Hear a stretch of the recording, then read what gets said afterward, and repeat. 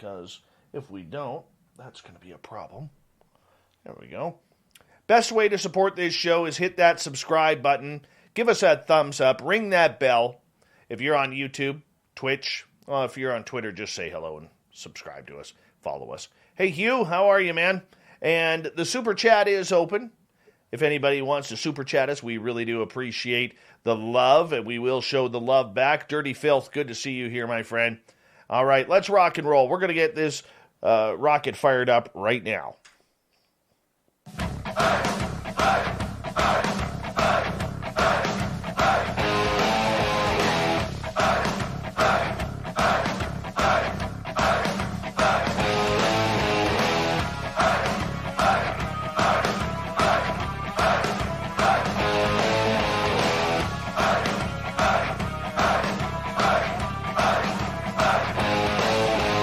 From the mountains of central British Columbia to you listening around the world, this, my friends, is Spaced Out Radio. I am your host, Dave Scott, sitting in the captain's chair of SOR headquarters. We welcome you to tonight's show on our terrestrial affiliates around North America, digitally on TalkStream Live, Revolution Radio, and KPNL. All of our archives are free by going to youtube.com/Spaced Out Radio. Do old Davey the favor, hit that subscribe button. You can follow us on Twitter at Spaced Out Radio and on Instagram at Spaced Out Radio Show. Our website is spacedoutradio.com. We have a plethora of features for you, including rocking out to Bumblefoot and reading up on Captain Shirk's SOR Newswire. Tonight's show is brought to you by Chive Charities. Help make the world 10% happier by visiting Chive Charities today. You can find them on our website. Oh, we got a good one for you tonight. Debbie Jordan Kauble was the central figure in Bud Hopkins' New York Times bestseller, Intruders, The Incredible Visitations at Kauble Woods, as well as the 1992 CBS miniseries, Intruders, using the pseudonym Kathy Davis to protect her young family. But in 1992, Debbie decided to reveal her true identity and co-authored with her sister Kathy, Abducted. The story of The Intruders continues. Debbie very rarely makes public appearances, but she has appeared on television shows, everything from the Discovery Channel to Maury Povich, Oprah Winfrey, and many, many more. I'm telling you, this is a real deal. This is the type of story I live for. Why? Because for many of us out there, we have lived the unknown experience. We know the emotion. We know the fear. We know the anger, the angst, the anxiety that goes along with it. And most of all, we know the questions that follow afterwards. Debbie Jordan Kauble, welcome to Spaced Out Radio for the first time. Thank you so much for joining us. How are you? I'm great. Thank you. And thank you for having me.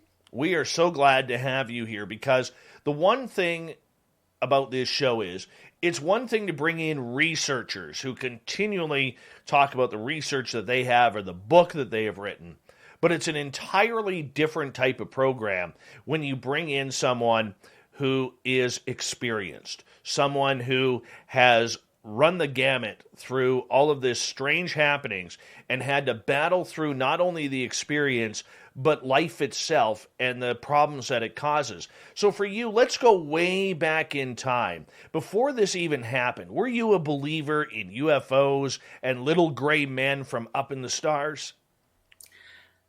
Well, I was born into a family that had weird stuff happen to them all the time. So to me, it was normal. Not necessarily UFO related, but more paranormal related. We had weird things happen in the house all the time. And my mom or dad, would say, oh, that was our ghost or whatever. And when my mom and dad had my older sister, who's 11 years older than me, they had her in a different house than they live in now.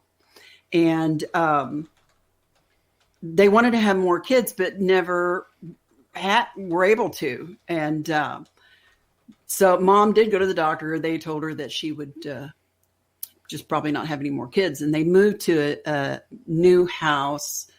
And within 6 months of the house they moved into, I was conceived. 6 months after me, 6, 7 months after I was born, they got pregnant with my brother. And then, my little sister came right after him. But the funny thing about it was the house they moved into and the neighborhood they moved into was a neighborhood where people would climb up on their roofs at night to watch UFOs. Oh, wow. They literally would climb up on their roofs and drag lawn chairs up there and look at the stars and wait for, because people thought they saw things in the sky. So, I grew up thinking it was normal. Found out it wasn't quite as normal as I thought, but. Well, so you had an understanding that this type of phenomena may be real growing up from a young age. Yeah, so I was raised by open-minded people, so. So my question to you is, did you actually believe at that time that there was aliens in spaceships up in our skies flying around? I think I just assumed they were there. It was never an option for it not to be, I can remember at a really young age laying in my bed or laying out in the yard at night, looking at the stars and wondering if someone was up there laying in their yard looking at my star, Wow. That's actually kind of profound to have that thoughts at such a young age. I had a lot of weird thoughts at a young age. I am who I am.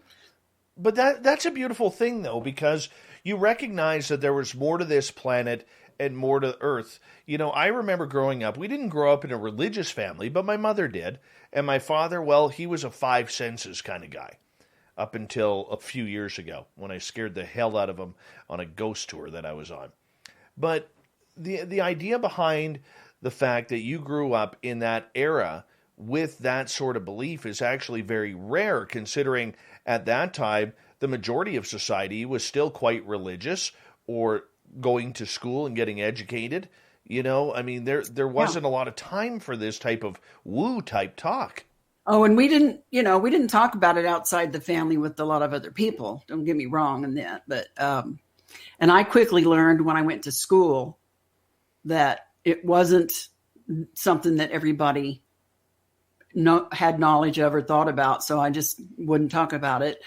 And when I first when I first reached out to Bud Hopkins about what had happened to me and my story and my experience became public, back then, this is the last thing you'd ever want to be famous for. Trust me. And I was always self-conscious anyway, because I grew up the chubby girl and I was always shy in public and stuff. And so this made it even worse trying to talk about it in public. And, times have really changed. It's really changed. Now you can go to Walmart and buy a T-shirt with alien heads on it, and it's cool to be abducted. And people go out on beaches in big groups and try to call in the UFOs. And we didn't do that 30 years ago. That didn't happen very much. It did, but not very often. Nobody was shooting lasers into the sky in order to try and attract them. That's for sure. No, times have changed, and good. I'm glad. For you growing up, and I'm trying to just learn about you before we get into your experience here, near the bottom of the hour and after the break. But for you growing up, did you wish to see something? Did you wish to have something happen? Did you put that energy out there? When I was a young kid growing up, like I mentioned, laying up in the yard at night on the swing set, looking at the stars, I felt like I was missing something. And I felt homesick for a place I'd never been and missing people that I never met. You know what I mean? This kind of odd kind of something was missing in me, even really young. And I'm, I had a mom and dad and brothers and sisters and everything, but somehow I didn't feel quite as plugged in to them as I maybe should have. I don't know. It wasn't so much that I wished something would happen or I would see something. It was more like I knew I would. You knew. So did you start to think as a kid that maybe you weren't from here? No, I never thought of it like that. Not until many, many years later when people pointed it out to me, but I didn't think of it like that back then. And now? Now I don't know. Who knows? I mean, my mind is open. I have gut instincts about things, but I can't prove anything definitively. You know what I'm saying? So I can tell you my feelings or my opinion, but that's pretty much it. Well, that's okay. Well, we're good with feelings here. I mean, what's important inside you is important to us. Sometimes I feel like, maybe I've been somewhere else in the past, like past lives, and not necessarily here. You know what I mean? So for you growing up, trying to find yourself, who you are, what you're all about, your family is out on the rooftops with lawn chairs looking for aliens and UFOs flying by. Before this experience, did you have any sightings? I didn't have any sightings of UFOs, but I had strange experiences with contact of some kind with something that wasn't human. Prior to the June 30, 83, that was what was central around missing time. Intruders. I had a dream right after I was first married. It was early in 78. And two of these small, dark-eyed, black-eyed, big-headed gray aliens, I called them little gray guys, came into my bedroom. And I was awake, and my husband was in bed right next to me. But he never woke up, and I didn't think to wake him up. And when I first saw these two things in my room, I panicked and I was terrified, scared the heck out of me. But then somehow I calmed down, and enough that they had a little black box in their hand about the size of a shoebox, and it had a red light with like a hole in it. There was a red light coming out of it or down inside of it. And I remember asking, can I have this? What can I have this, box that he handed over to me? And he said, no. I was to look at it, that I would remember what it was for and how to use it the next time I saw it, but I couldn't keep it. And then they were gone. And I woke, and the next morning and then I fell asleep. And then next morning when I woke up, I told my husband, oh my God, you won't believe the dream I had last night, what I saw in our room.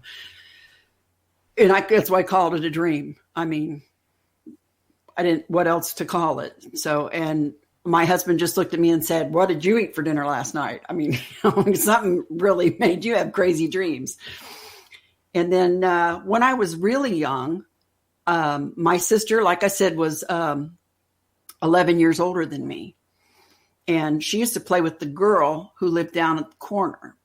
And the girl didn't live at the corner. Her grandparents did. The girl lived in Detroit, but she would come down every summer and with her grandparents. And my sister and her were the same age, and they started playing together when they were little. So now at this point, my sister's like almost 18 years old. She's driving. And she had an opportunity to go to Detroit to see her friend. And since I had been playing with her friend's little sister, mom let her take me. And I think might have been in kindergarten. And so off we went to Detroit for a weekend visit with this family. And I ended up missing for an entire day. The entire day we were down there, I disappeared. And as soon as we were supposed to stay the whole weekend, and I think we came home early. But I remember playing in the backyard of this house, kicking the ball over the fence and going after it, and suddenly realizing I'm completely lost. I don't know where I am. And I feel panicky because I'm away from home and I'm away from my sister and I don't know where I'm at. So I walk on this. I remember the road. It was a cul-de-sac, so it was a curved sidewalk. I remember that. I remember seeing the house that I thought I should be in. I thought that was the house where we were. The door was open. So I walked into the front door and I recognized furniture and stuff in it, but yet it was all jumbled up and in wrong places. Like, a chair would be on top of a table instead of where it would be, just things were just amiss, slightly. And I started to feel panicky and scared, and I started to run out the door. And as I started to the door, there was a little boy standing in front of me, about the same height as I was. He had big, big dark eyes, but he was, a little boy as I remembered him. And he wanted me to stay and play with him. And once I started to talk to him, I wasn't afraid anymore. And he took me to a room in this house that had, it was a weird room because it was really big and there weren't any corners. And there wasn't any lamps in there, but yet it was illuminated, like a soft illumination everywhere.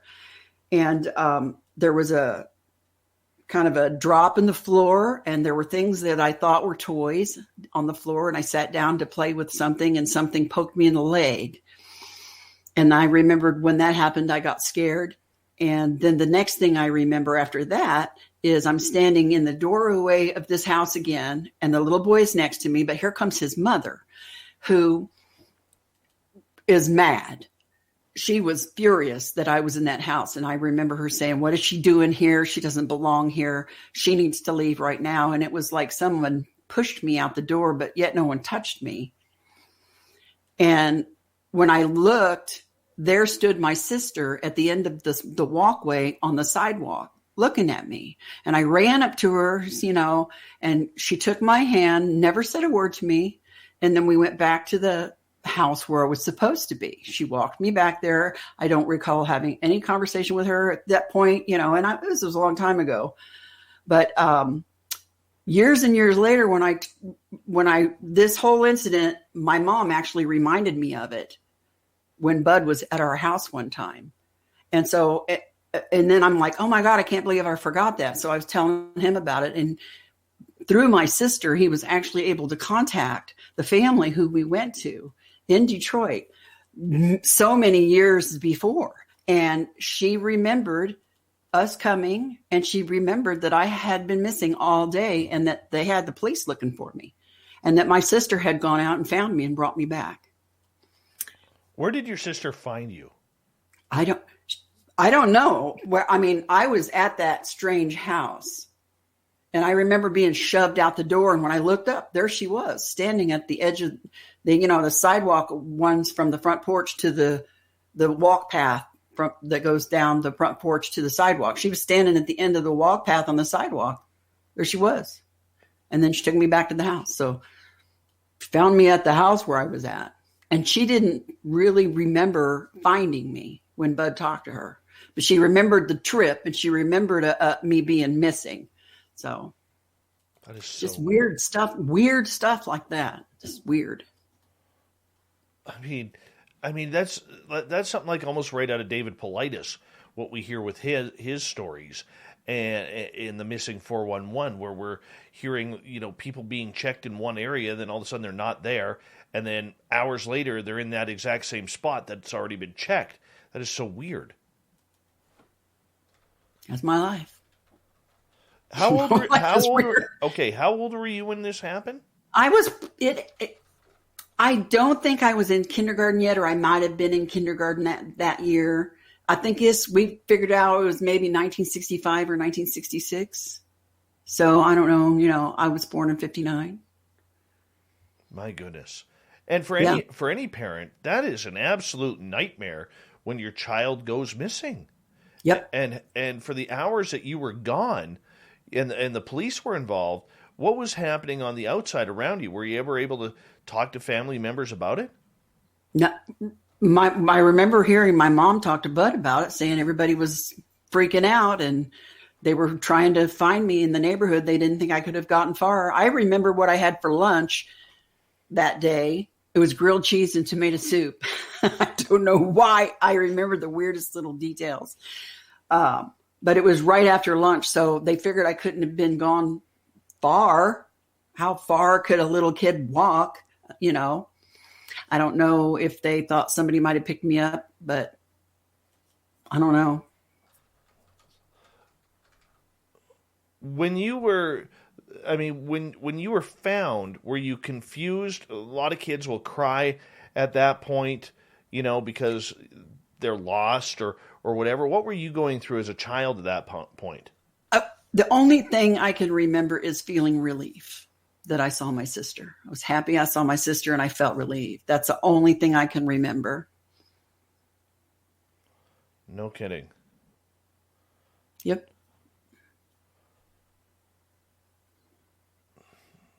I have so many questions, and I'm just trying to formulate which one. So here you are, at a young age, this happens. Were you seeing ghosts? Were you intuitive back then as well? I was seeing things. I don't know if you call them ghosts or not. I remember seeing something in our room when I was little. So we were poor. My brother and my sister and I all shared a bedroom. My little sister and I slept in one bed and my brother slept in the other. I mean, that's just the way it was back in them days. But I remember seeing something in our room one time, but it didn't look like anything that it didn't look like a human being, and it didn't look like an alien, a gray alien at all either. It looked like a black cloud pretty much, but kind of shaped like a worm, like a caterpillar, poofy. And I remember when I always made my sister sleep on the edge of the bed, and I wanted my back to the wall of the bed. I didn't want anything behind me. And I used to have dreams of leaving my body. I can distinctly remember one in particular. I was very attached to my older sister. Like I said, I worshiped the ground she walked on for the first 15 years of my life. And, when I was littler, when she would go down to Denise's house, that girl's house down in the corner, and spend the night and do what teenage girls do. And I didn't want her to go because I wanted to be with her. So I remember was one time when she had gone down to Denise's house to spend the night. And mom and dad put us to bed. And the next thing I remember, I'm in our front yard, but the light is weird. It's not dark out, but it's not sunny out either. It's an odd kind of dusky light. And there's a wind blowing, a constant wind blowing on me. And something tells me, and I don't see anybody there, but something in my mind tells me if I put my arms out and I lean into the wind like that, I can go to where my sister is. So I put my arms out and I leaned into the wind and I felt myself lift up. And then I started to fly very slowly, fly and totally focused on Denise's house and fly into her bedroom window. And I swear that I went into the bedroom and I saw my sister and her friend rolling their hair with orange juice cans and playing 45 records on the record player while they rolled each other's hair. Well, you know what? I'm going to get you to hold on right there, and we'll continue the story when we come back, where you're flying in the middle of nowhere. Okay. Is it a dream? Is it reality? Is it a soul adventure? Debbie Jordan Kauble is an amazing guest tonight with an amazing encounter coming up here. Talk Intruders when we come back on Spaced Out Radio right after this.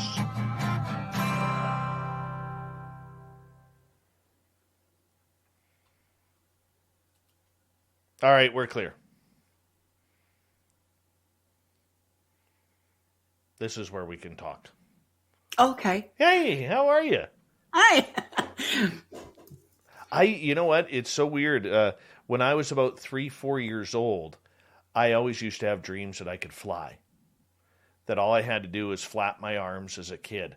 And we lived beside a park growing up. And all the older kids, like my sisters were 7 and 10 years older than me, but my oldest sister always used to believe that there was a monster. They called him the Green Man in the forest. And it wasn't a very big park. It was one of those small parks that kind of divide subdivisions and cul-de-sacs in between. And I never saw anything like that or whatever.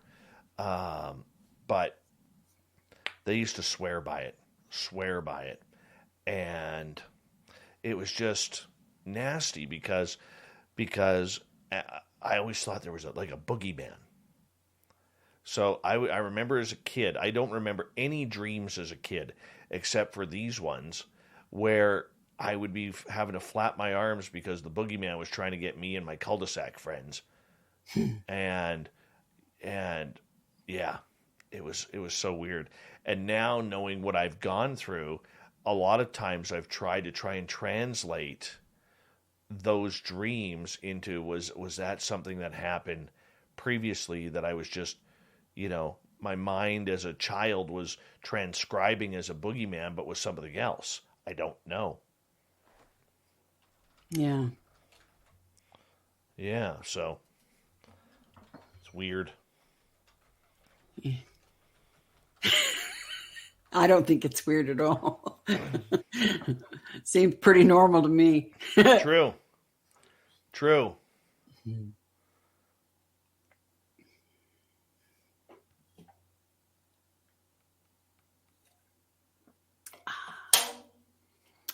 Little Coke Zero.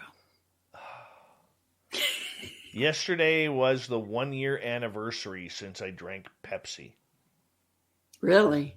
Yeah. Yeah. Why did you stop drinking Pepsi? Oh, I was getting fat. Oh. I was literally drinking anywhere from 2 to 5 Pepsis a day. Yeah. Like I didn't even know what water was. That is a lot of sugar, though. Yes. The Coke Zero doesn't have any sugar in it. But Coke Zero Cherry tastes really good. See, I can't. And there's zero. I'm allergic to aspartame. Oh, my girlfriend's brother, he gets migraines real bad if he drinks anything with that in it. See, my tongue swells up. Ooh, that's not good. No, it kind of sucks. It kind of sucks when that happens. Oh, this isn't nice, Fap. Dave can't fly because Boeing hasn't figured out how to make a plane big enough. Wow. This coming from a guy whose head is so large that people try to crawl into his pockets to see if the helium will take him up. Mm-hmm. You got a lot of regular people then. Yes. Some of them like to make fun of me. It's terrible. Oh, that's not nice. It's terrible. That. I mean, some of them like Fap there. He doesn't know that actually hurts my feelings. What does FAP stand for? I have no idea. All I know is that he's an LA Dodgers fan, so that just says the type of person he is right there. Yeah.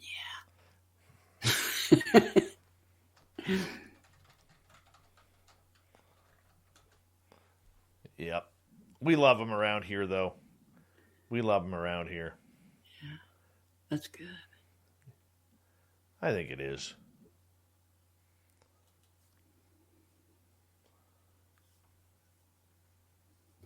How can anybody be sure? Well, because of the mark in my yard and the neighbors that saw stuff. So that kind of takes the wind out of the lucid dream.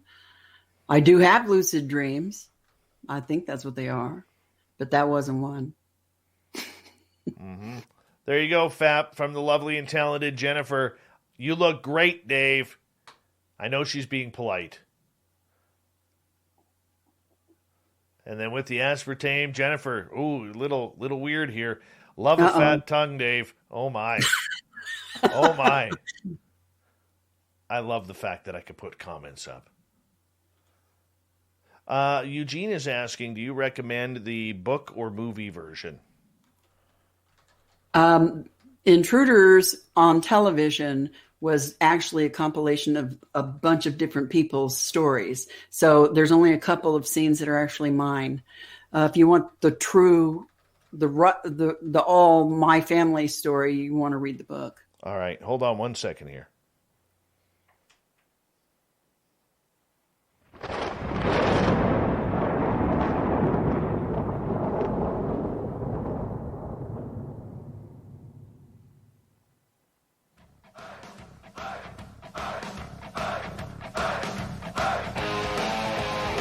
Second half hour of Spaced Out Radio is underway tonight.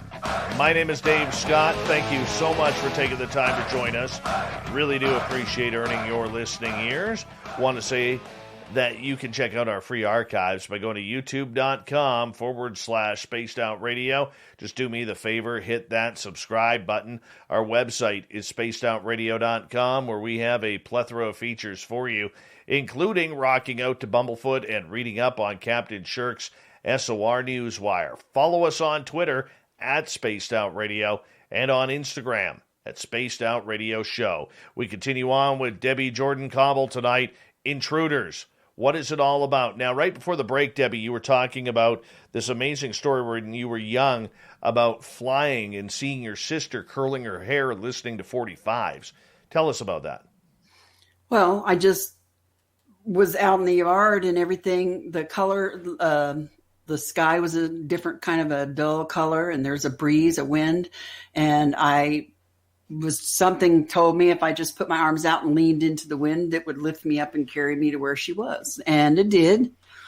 And I was in the room, up in the corner of the room, watching her and her friend. And I got very scared. I suddenly got really scared.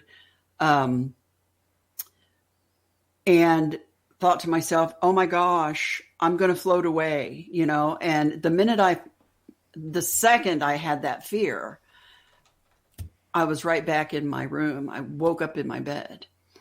And years and years later, after the incident that happened on June 30th, 1983, one of the things, I had a period of time after that where I would wake up with these thoughts and images in my head, and I would draw them, write it down or draw them.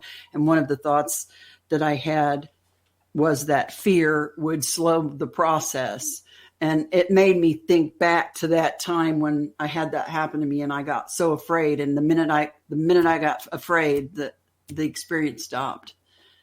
So, did you think it was some sort of astral projection that had happened? I thought I got out of I thought I was in my body flying. At that age, I thought I actually literally flew down there and saw my sister. Later on, when I think about it, I don't think my body flew down there, but I think another part of me did, possibly. A lot of this is just weird stuff that I've remembered and has had happened to me over the years, and I noticed one of the questions was, how can I know that all of the stuff I've experienced isn't just a bunch of lucid dreamings? And I told you I have had lucid dreams. I do have two different kinds of dreams, the regular kind and those kind. But like the experience I had in 83 left a mark in the yard that lasted several years, and the neighbors witnessed things. Another experience I had was with two other girls in a car out in the country. So, I mean, if every single thing in my whole life had ever been just me and me only, and no physical evidence to support anything, I'm already my biggest skeptic. And every time something weird happens, I always try to find the most reasonable explanation for it. And most of the time I can. But there are those moments that defy explanation of any kind. Let's go to the incident. Okay. Let's lead up to it. Was there anything weird or strange leading up to this major event? Not particularly. Nothing that stood out. I was at that point a single mom with two little kids, two little toddlers and little boys, and had not too long before that moved back home with my parents because I got divorced and didn't have a job. Was trying to figure out what I was going to do in my life. God bless my parents for being there and helping us.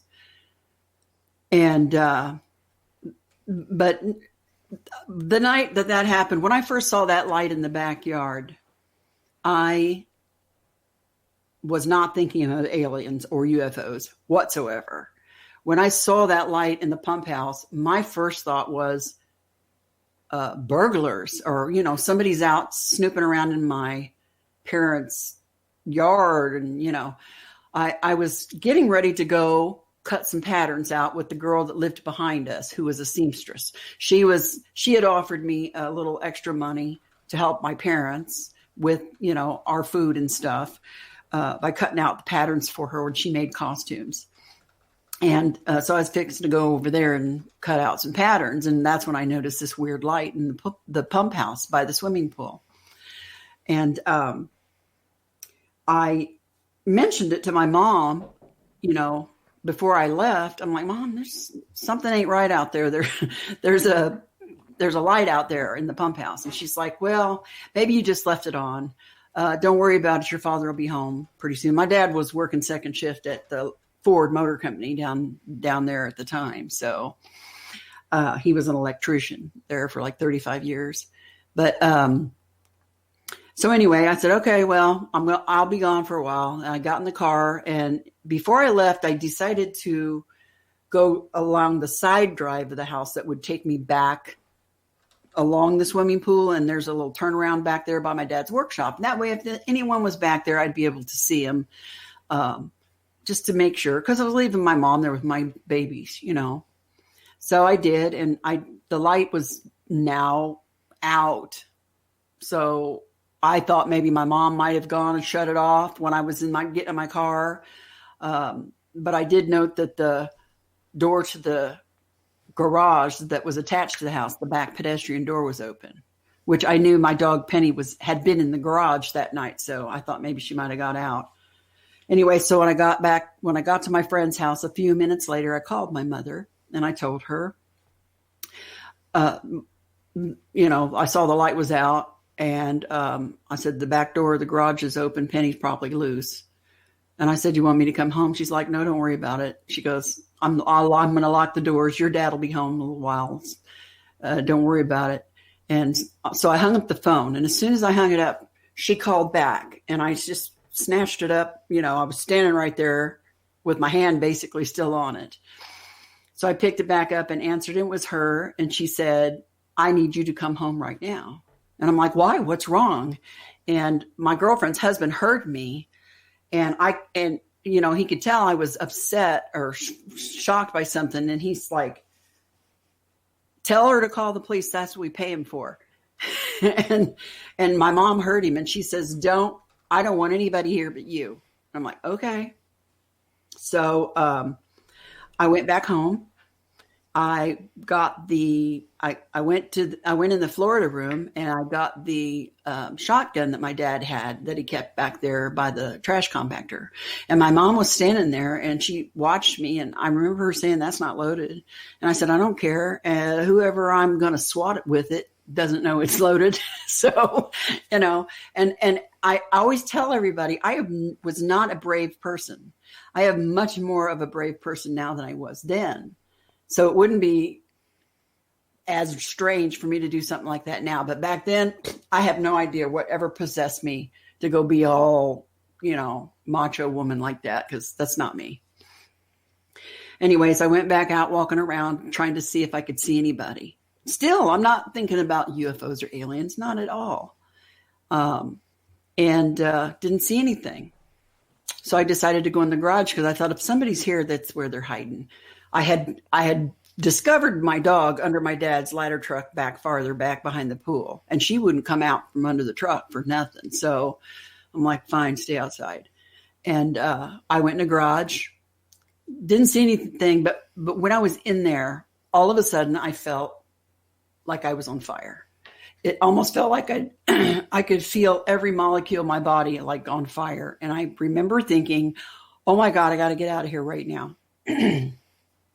So I headed to the pedestrian door. And as soon as I hit that open pedestrian door, something hit me in the chest like a bolt of lightning. I mean, like right in your solar plexus, right in here.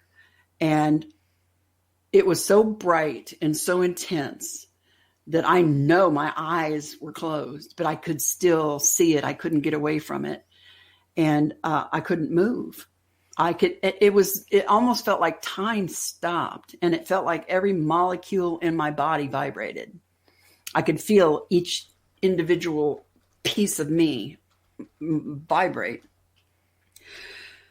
And then it seemed like that went on forever, but I know it couldn't have been very long. And the bright light quickly receded, and I was able to open my eyes, but I couldn't see. Everything was real splotchy, like flashbulb splotchies in your eye, in your vision. I could see movement out in front of me. And I could make out what I thought were like 6 children, like small sized, which I thought were kids in my parents' backyard. And I'm like, what the heck's going on? I felt something pull down on the back of my shoulder from behind me. And I felt this intense burning sensation in my right ear. And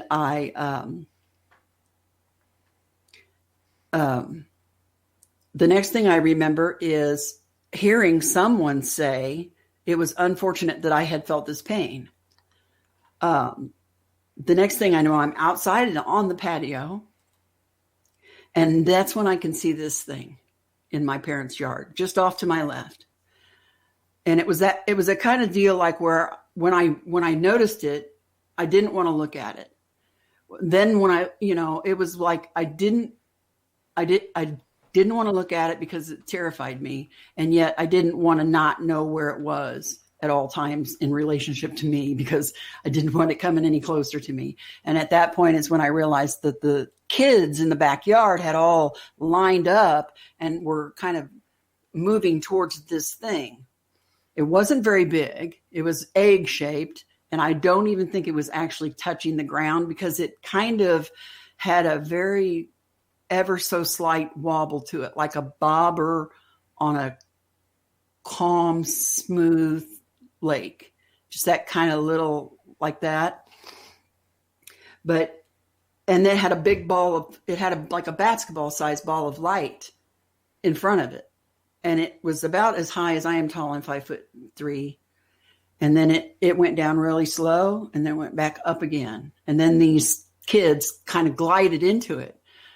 In retrospect, there's no way on the planet that could be any kind of a ship that flew anywhere. Everyone calls it a craft when they talk about it, but I don't know what it was. Even little people, little kid-sized beings, 6 of them aren't flying anywhere in that thing if they're all squished together. I don't know what that thing was I saw in the yard, and I don't know what it was that they went into, but they went into it and they disappeared. And at some point I heard I remember thinking to myself, oh my God, my kids. I started to remember my kids are in the house. And what is this crazy stuff in front of me here? This little ship thing wasn't very big. It was not much bigger than the pump house. And I estimated it maybe at 10 feet at its widest diameter around, and maybe 10 or so feet tall. I mean, it wasn't that big. But at some point I heard my name being called. And as soon as I heard my name, it was like somebody snapped their fingers. And I woke up. The memory of everything that just happened that I just described to you was gone from my mind. I turned and walked up the back. I could move. I turned and walked up the back. I saw the gun in my hand. And there was my mom standing at the top porch in the kitchen. And she says, is everything okay? And I said, yeah, it's cool. But I thought to myself at that point, I don't want to sew anymore. I feel weird and icky and gross, and I want to get wet. And it's, June the 30th. It's almost July. We have this beautiful swimming pool. It's hot out. So I went back to my friend's house and I said, hey, instead of cutting out patterns and sewing tonight, why don't we go swimming? Because the pool was nice and it had lights in it and everything. And so she's like, okay. No mention of how long I'd been gone. Later on, we realized I had actually probably been gone from her house for about an hour and a half, hour and 15 minutes. Her and her husband didn't even realize how long I'd been gone. It was like they'd been shut off as well. And how did you figure out that? Bud figured that all out afterwards because we placed the time that we came back, how long it took me to get to her house, how long I was there while they grabbed their suits, and changed, then drove back to mom's house. Then we got in the pool, and then my dad shows up. So we knew what time my dad came home from work. So we were able to piece together that approximately there's still at least an hour, maybe 15 minutes of time missing, because we knew what time I left to go to begin with. It's a rough guesstimate, but it showed that there was enough time, that I was gone from her house enough time, and that they knew I was going home because there might be something wrong. But, and you would think logically, okay, if your friend left and they thought there were prowlers at their house and you didn't hear from them for a while, you would call them, or, hey, are you guys okay? That never happened. They didn't do that because they didn't even realize how long I was not there. So we get back to the house, me and her daughter. We'll walk across the backyard. Her daughter steps on something in the yard that stings her foot. But then her foot starts to go numb. And because we thought she'd stepped on a bee, but we didn't see anything on her foot or in the grass. It was dark out by then, but, we couldn't see anything on her foot either. And we didn't see anything in the grass. So we're in the pool, and we're only in the pool for a short amount of time until all three of us start getting really sick, nauseous, and my vision became horrible. Everything started having halos over it, and I had a terrific headache. So we thought we might want to go like to White Castle and get some gut bombers or something, but then that was aborted, and they went home, and I went home. I went to bed. And the next morning when I woke up, my eyes were swollen completely shut. They were so bad, and I was in so much pain that my mom took me to the emergency room. And one of the doctors that I saw eventually for this asked me, one of the first things they asked me is, had I looked into the arc of a welder's torch? I'm like, no. First of all, I'm not that dumb, and why would I do that? And why would I be around a welder? All these thoughts in my head. So, but anyway, a few days pass. None of us goes out to the backyard. I don't know why not. It was just me, my mom and dad, and my two little ones. But for the couple of days, nobody really looked out back or went back there. And here comes 4th of July weekend, and the family comes over to go swimming and light off fireworks. And all the kids run out back, and my nephew comes back in, and he goes, Grandma, what's wrong with your yard? And so everybody went out back, and there was that mark. And the first thing out of my mom's mouth was, oh my God, that's where the UFO landed the other night. And I'm like, I looked at her and I thought, what in the hell did you just say? Why on earth would you say something like that? And then I looked back at this mark in the yard, and you could have knocked me over with a feather, because it was like it was like pulling the finger out of the dike. All the memories, all I could see was two big black eyes just laid right over that circle. And at that point, I think I began a 6-month-long nervous breakdown. I kid you not. I could not sleep at night. I stayed up all night long, sitting in a chair between my two little boys. And I could not go to sleep until the sun came up and Mom and Dad were awake. And I couldn't get dressed. I couldn't think. I couldn't eat. I was sick. My eyes were still a wreck and in pain. For like, maybe couple months, there was a bathroom with a window that overlooked that mark in the yard. I couldn't go to the bathroom in that bathroom at night by myself because I was afraid of the window. I'd never been like that before that night. And I got sick. I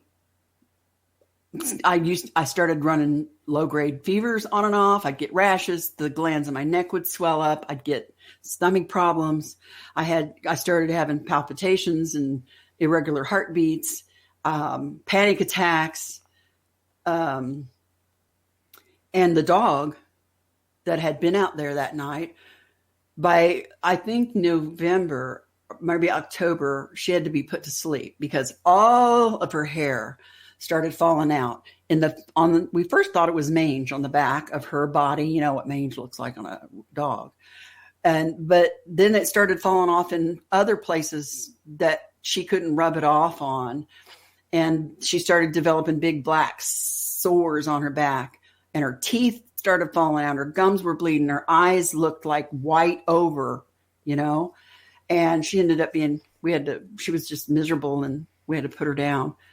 Don't know why she ended up like that, but thought it was just, she was out there that night and it was weird. I had that whole year was weird.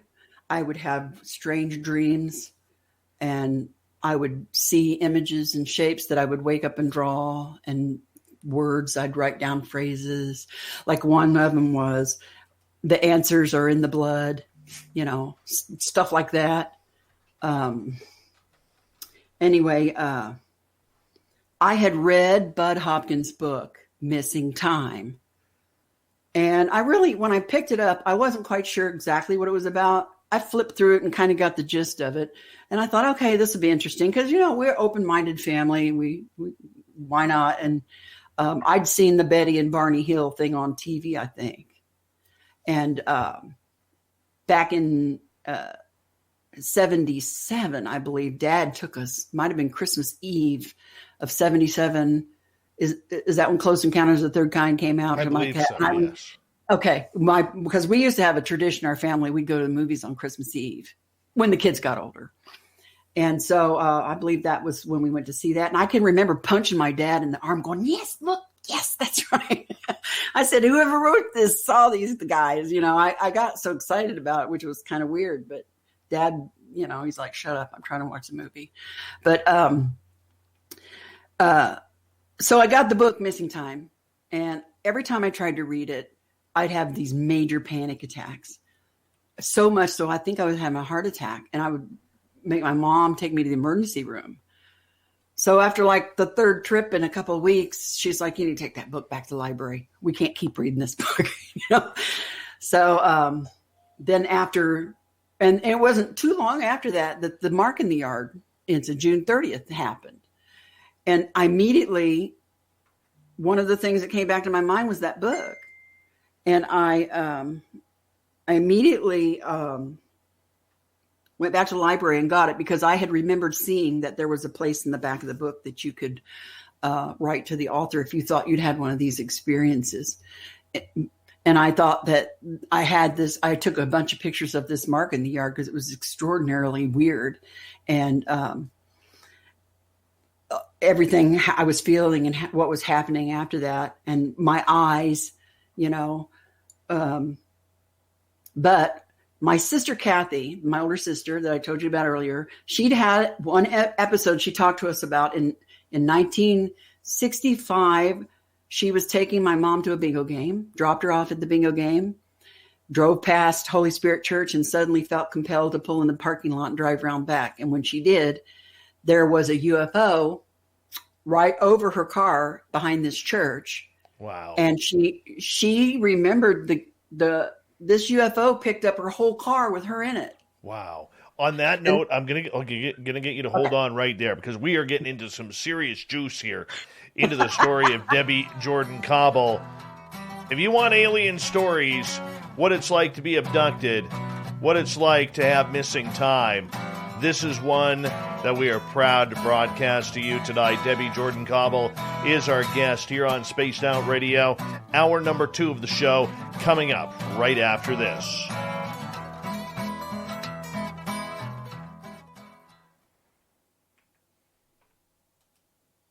All right, we are clear.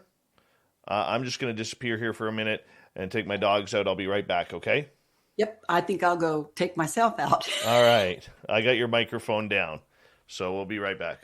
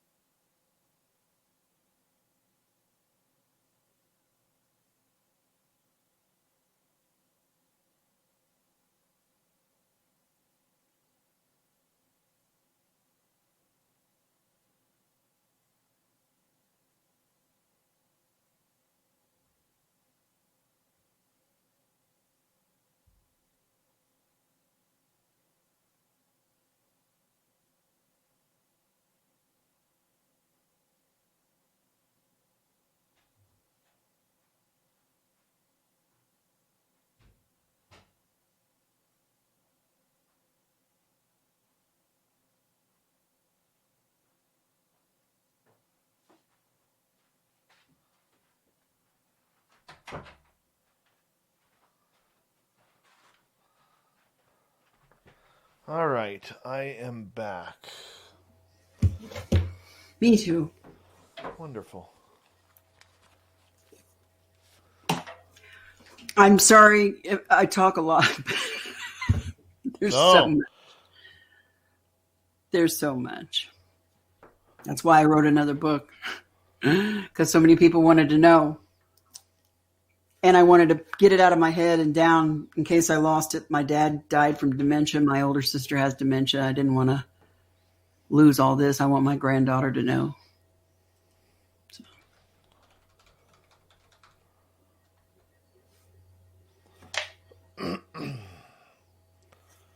Bear with me here.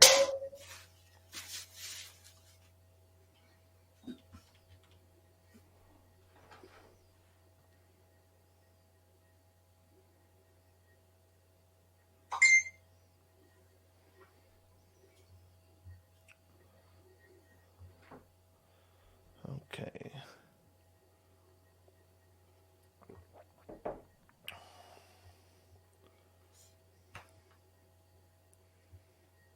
We have about 1 minute here. And I want to say a big thank you to Abe, to Ed, to Sinister, and to Andrew for the amazing super chats. Those really help us out here on the show. So thank you so much for that. Really do appreciate the love. Thank you to all our new subscribers, every veteran who listens to this show, and our regulars who are in our chat rooms on a nightly basis. Do you mind if I get you to turn your phone to silent, Deb, if you don't mind? Yeah, it's not my phone, but I'll get it out of here. All right.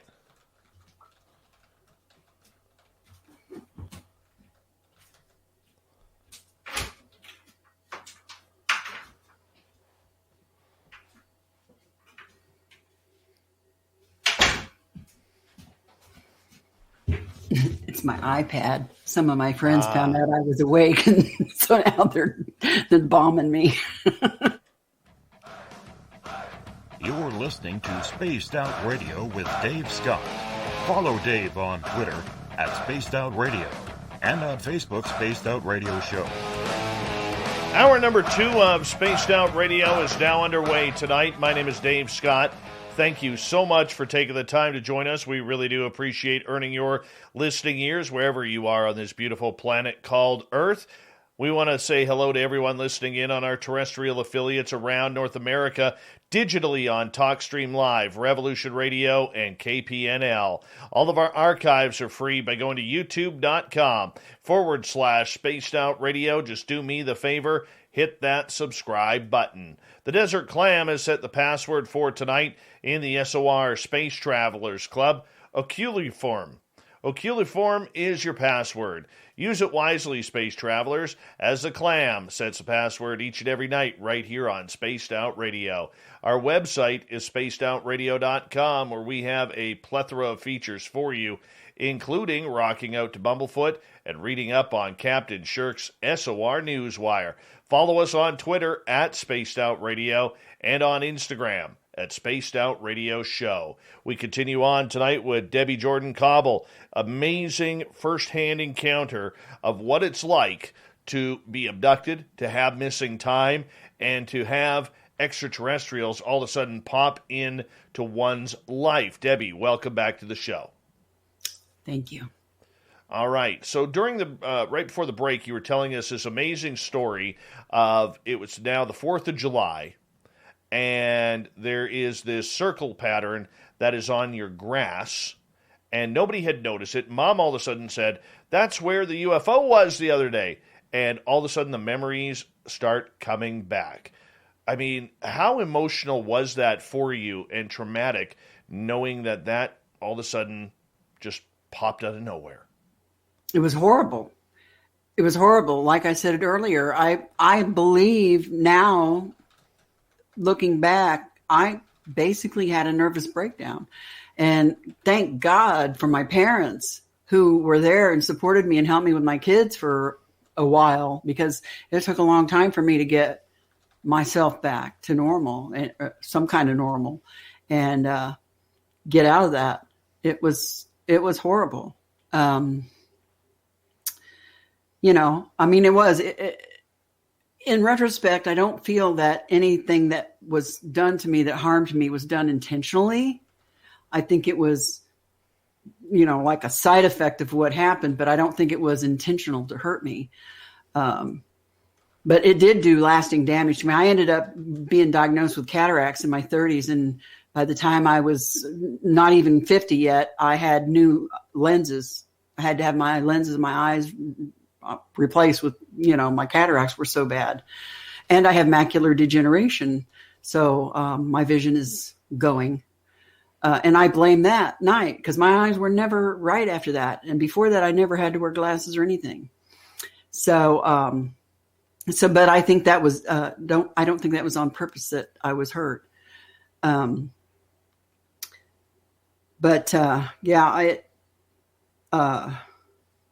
was very frightening, very traumatic time. You had mentioned in the last half hour that you went to the doctors to get your eyes checked out, and that he had asked if you were, watching someone weld without eye protection, because literally this burnt your eyes. Mm-hmm. How did you explain to him what had happened, or did you? I didn't, because at that time, I didn't have a conscious memory of that moment, that blast. That was still out of my mind. All of that, like I said, when I heard my name called, bam, that whole chunk of time was just gone from me and from my mind, my conscious mind. And I don't know how that happened. I don't know how that works. I don't know how they can do that,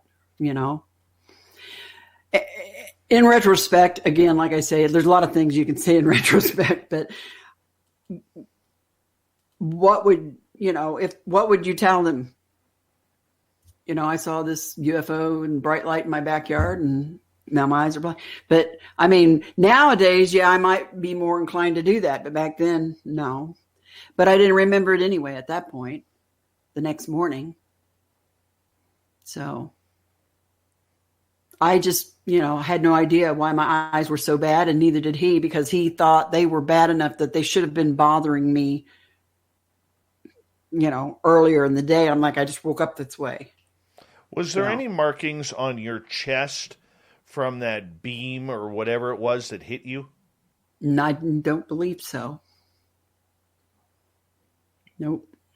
But I know my heart, that's when I started having flip-flops in my heart real bad, which that could be anxiety too. So do you think, or let me rephrase that. After the 4th of July, what happened? Let's continue the story from there. What happened after the 4th of July? I mean, we know you started staying awake until all hours of the night, waiting for, people to wake up in the morning so you could sleep and feel safe that there was someone watching over you, and you were having a nervous breakdown over this incident.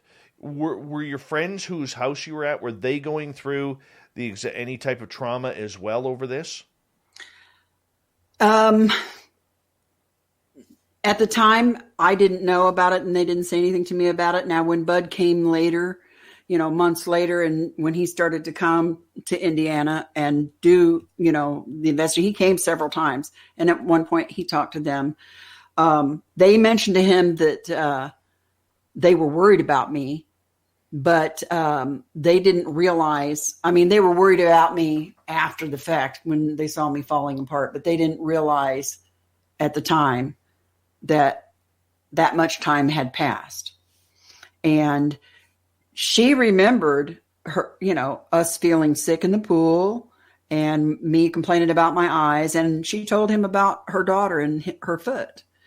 But beyond that, no. And also when he, I wrote that letter, and I kind of threw my sister under the bus because I told him her story from 65 first.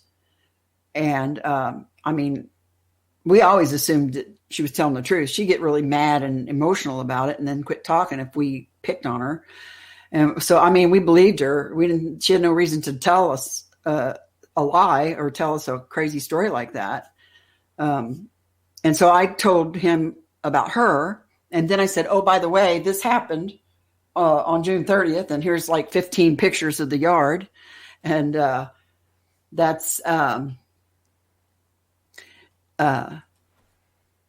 he, you know, I don't know how long it was when my mom finally mailed the letter, but it was maybe a couple months or so after June that he called. And from that point on, for like 3 years, he investigated. I went to New York a few times. He came to our house. He talked to people. He talked to my friend who I was cutting patterns with that night. He also talked to the neighbors and walked around to the neighbors, and he found a couple interesting things. One, the neighbor lived directly next to my mom, reported on or around that time, that date, that she had seen a bright flash come from my parents' backyard, and her house shook, and her television screen went red, and all her clocks stopped, and she panicked, and was, I guess, when her husband came home from work, she was hiding behind a couch or something. I can't exactly remember. I know that her husband told Bud that when he got home, she was beside herself, hysterical because of what had happened in our backyard. And she didn't see a UFO or think it was that. She thought something had maybe, blown up, or somebody was trying to break in something and blew something up. And then the other gal that lived diagonally across the street, she was an emergency room nurse who had a weird work hours. So she was actually asleep at the time and was going to be getting up to go to work. And she reported to Bud that she was awakened by the sound of what she said sounded like a jet airplane about to crash into her house. And her whole house shook, and the clocks in the front part of her house stopped. Weird stuff. And then come to find out, when he went down about 2 houses on the other side and talked to the neighbors down there, there were some kids there that we went to actually school with. They didn't report having seen anything that night, but they told him they'd seen things over my parents' house other times. And they were too afraid to come tell us. They didn't know what it was, and they didn't want us to think they were crazy. I'm like, really? So there were more than, just me and Mom involved in this thing. And then to add to that, like 20 years later, Bud gets a letter from a woman who lived the house directly behind my mom and dad's house on the next street. And she says that she couldn't pinpoint, she couldn't say for sure the exact date and time, but she thought it was around the same general time. Her boys used to like to spend the night with their friends, and they'd sleep out in the garage. And the garage opened up and actually faced towards Mom's house, but there was woods in between their house and our house, wooded area. And she said one night the boys came running in screaming bloody murder, that there were basketball-sized balls of white light floating through the woods, and it scared them. And they didn't want to go back outside to the garage. And they saw multiple of these balls of white light floating around the garage. And that night, I said, I saw a small ball. I saw one ball, basketball size, drift down and then back up again in front of me. And my mother, like a week later, Mom says, oh, I remember why I called you to come home now. Remember when I called you to come home that night? She said she was standing at the kitchen table, or at the kitchen sink, looking out the window, and there's a bird feeder right outside the window.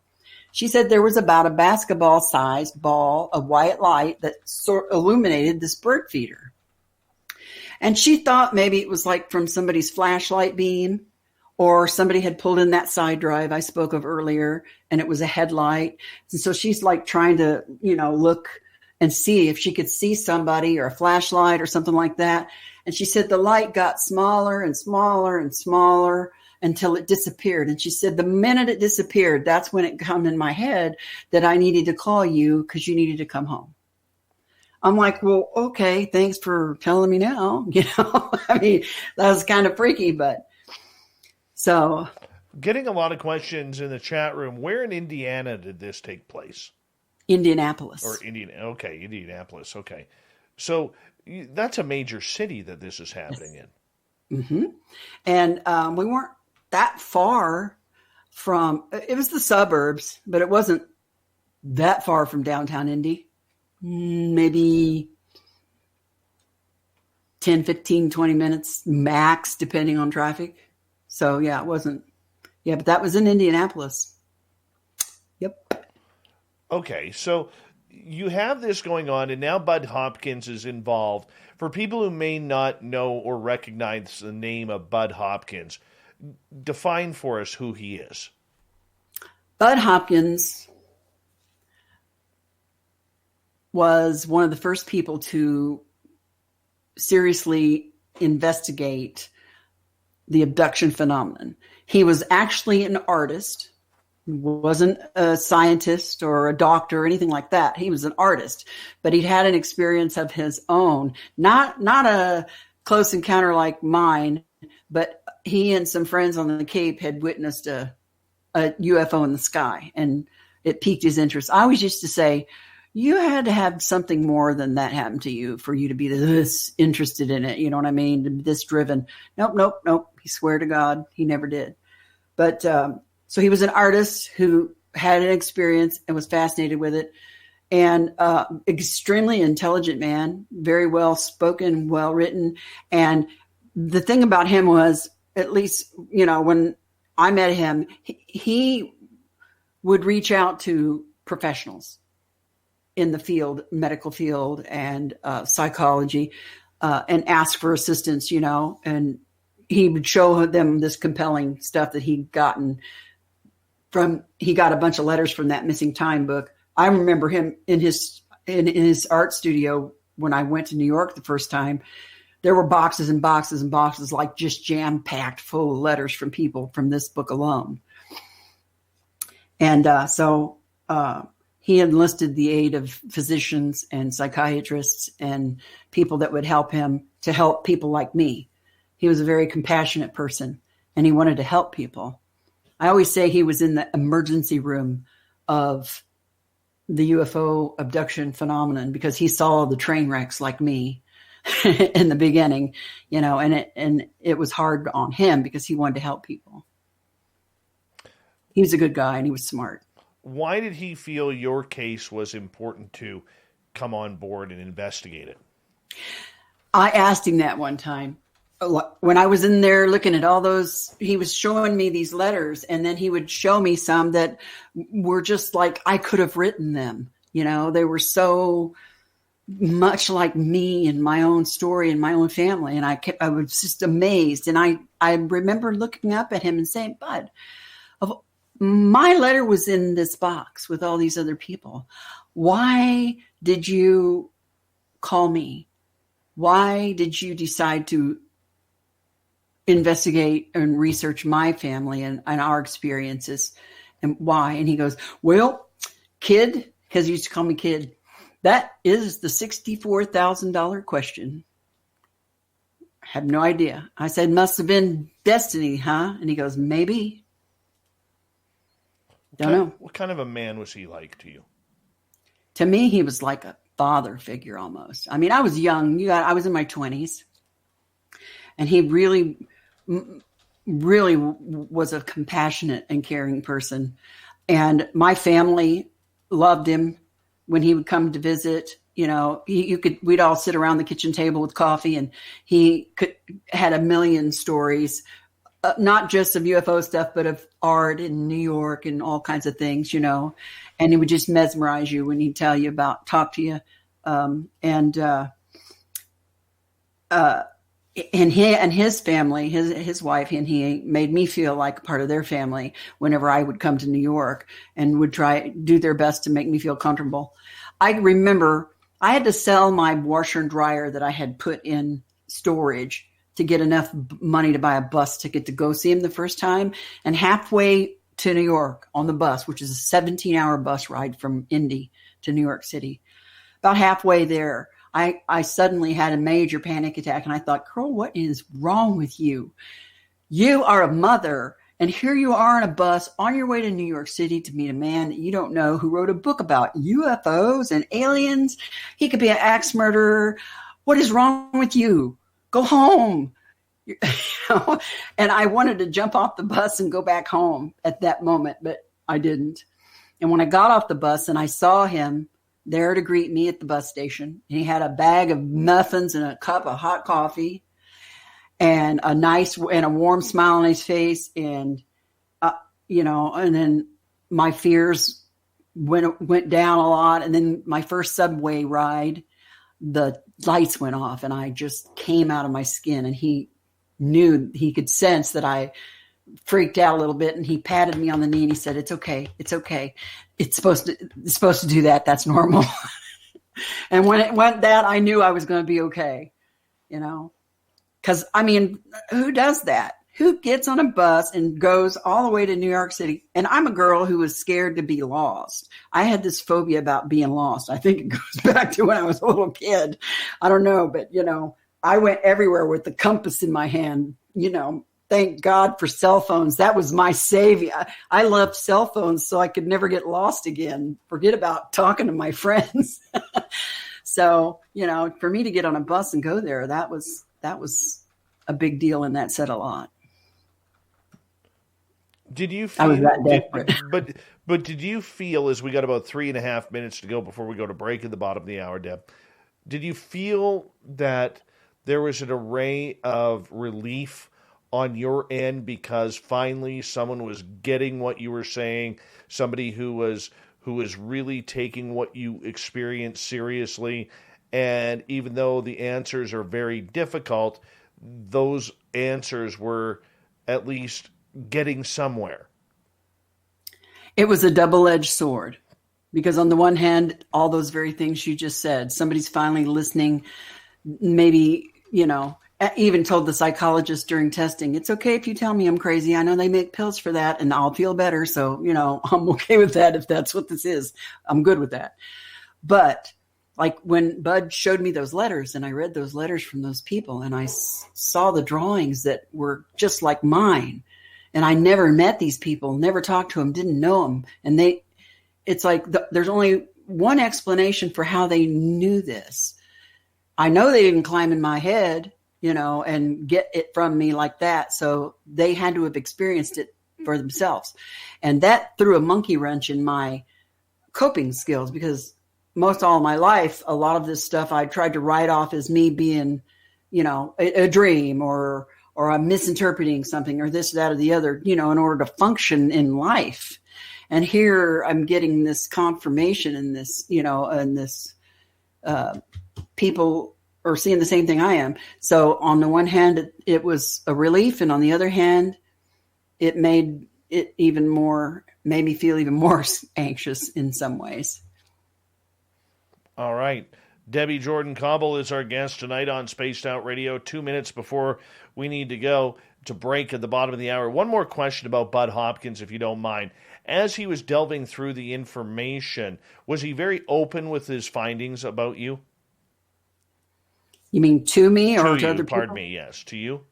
Yeah, I think so. I believe so. And also he was to other people too. I mean, like I said, he reached out to, he set me up with a psychiatrist in New York City. And he sent me up with doctors in New York City I think it was at Columbia Hospital for some tests and stuff. He was trying to find see if he could find something like mental illness or a brain tumor or epileptics or something like that. So, and he was always, I felt, honest with me about his findings. Okay. So with him being honest and truthful about his findings, that had to add comfort to you and your family. Did that happen? Well, yeah. I mean, I was fortunate. I had the support of my family as well. A lot of people like me don't, but it was comforting, and I wouldn't say my family was afraid or scared, and I wasn't. The only time I remember feeling more afraid was the first time I came home from New York.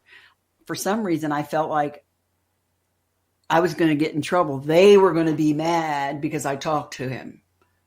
And and I felt like a sitting duck sitting in the middle of Indiana. I felt safer in New York City, if you can imagine that.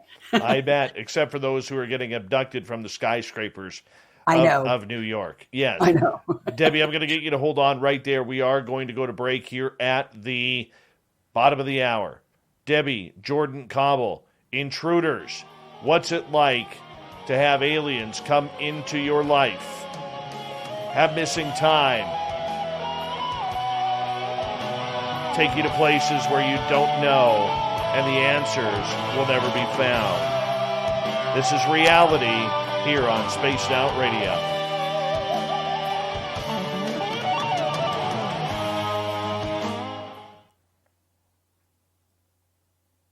All right, we're clear.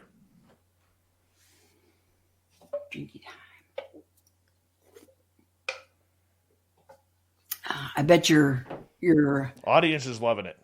Oh, are they? Yes. Like they probably all going, man, she's crazy.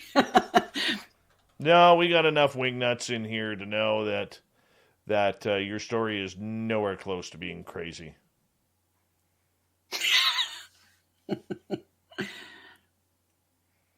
Oh, who hasn't had aliens? Who hasn't had aliens? I don't know what they are. I don't know where they come from. I don't know if they come from another planet. I don't know if they come from some other dimension or they're time travelers, but they definitely aren't from around here.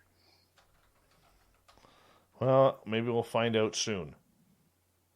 Well, I'm kind of curious to see what happens in June, but I'm not going to get my hopes up. Well, I'm going to ask you that coming up here.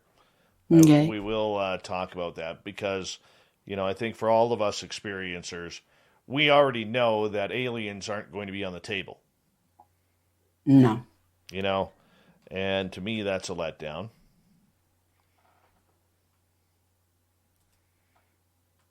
Good morning. See how we are living?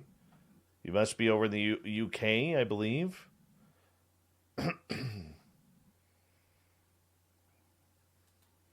There's Eric with a K. Debbie, we are Eric's fourth favorite show. We used to be at number 2, then we slid down to 4, then down to 5, but we're back up to number 4. We're number 4. It's true.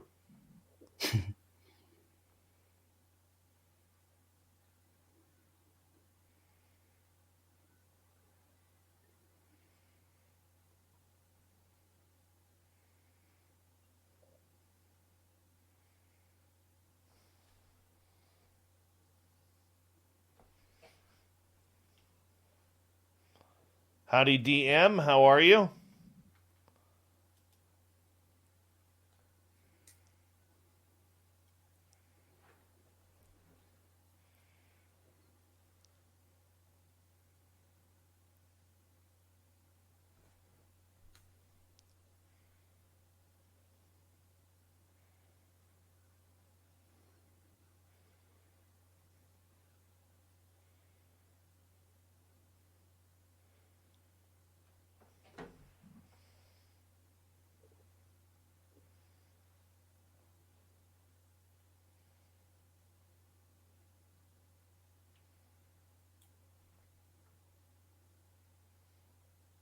All right, we've got about 3 minutes. 3 minutes. Are you having fun yet? Yeah. Are you? I'm having a blast. I'm having a blast.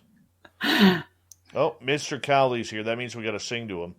Mr. Cowley, da, da, da. Welcome back to the show. Oh, Mr. Cowley loves his spaced out radio. That's all I got. That's all I got. Yeah, that's pretty good. Yeah, I have to figure out the rest of the song yet. I haven't planned the words. He likes it, though. Good morning to you, Mr. Cowley. It's usually the time our UK crew wakes up and joins us. Okay. Yeah, what's it about? 6:30 in the morning there? Yeah, about 6:30.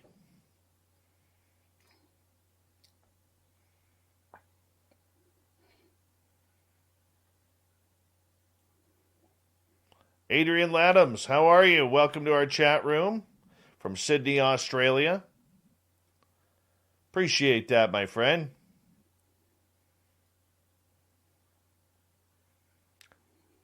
DM in Red Deer. She's a rebel. She is a Red Deer rebel.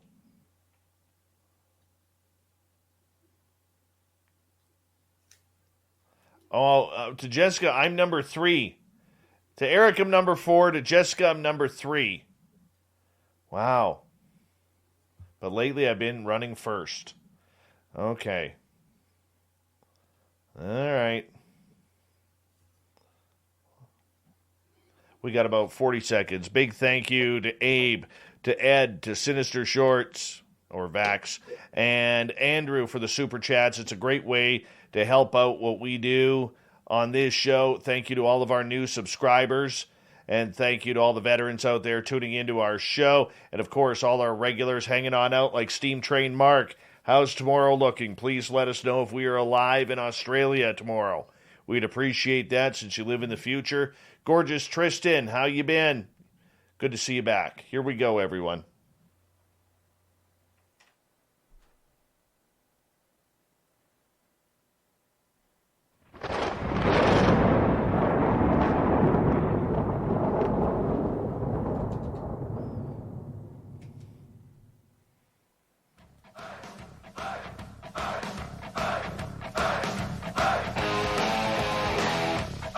We passed the halfway point of Spaced Out Radio tonight.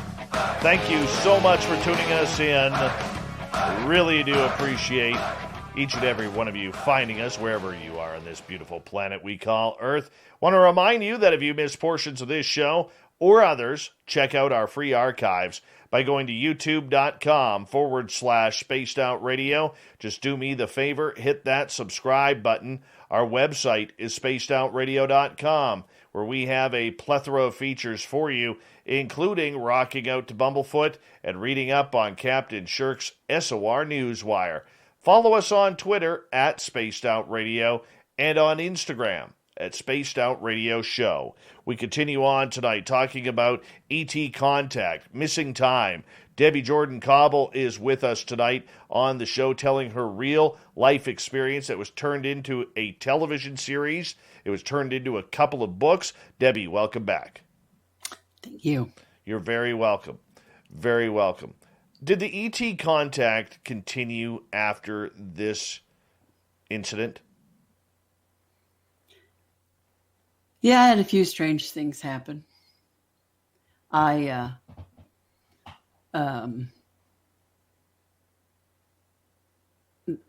Even all the way up to about 2005, I started to see what they call O-balls, orange balls of light, here in the town where I live now, which is north of Indianapolis. And I was bound and determined to capture them on video camera. So I would go out to the local parking lot over where they were at and wait for them. And I actually did catch them on video one night, a very bad video clip because I had a crummy camera. But that night, after that, something happened here that went down in history as the Kokomo boom. And it was also, I believe, the same night or the same week that Stevensville had a big sighting in that same time frame, mass sighting. And just, I'd meet strange people. I'd have strange encounters with odd people. And for a while after the June 30, 83 incident, I'd say for a couple of years anyway, we had really weird encounters with black helicopters. And I got lots of photographs of them. And it was so bad sometimes that my neighbors would call to check on us to see if we were okay. And when I was a clerk at a village pantry one night overnight, the local police officers would stop and make sure I was all right, because these things would just literally fly in circles around. And I don't know what that was all about. I called the airport. I called Fort Harrison, and to complain. And they told me that helicopters with no numbers on them don't exist. And I'm like, I have a bunch of pictures. Would you like to see them?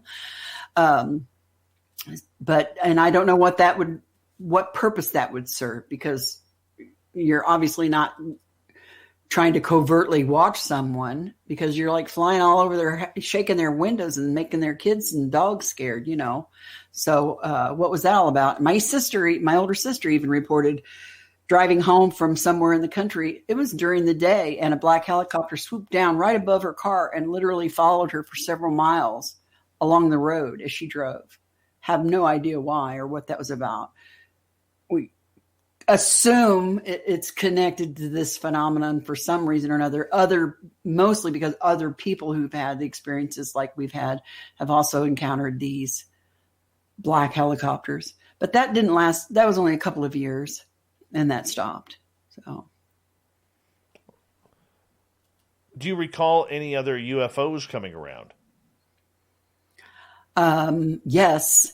And it was after 80, I think, let's see, when was this? April of 84, maybe.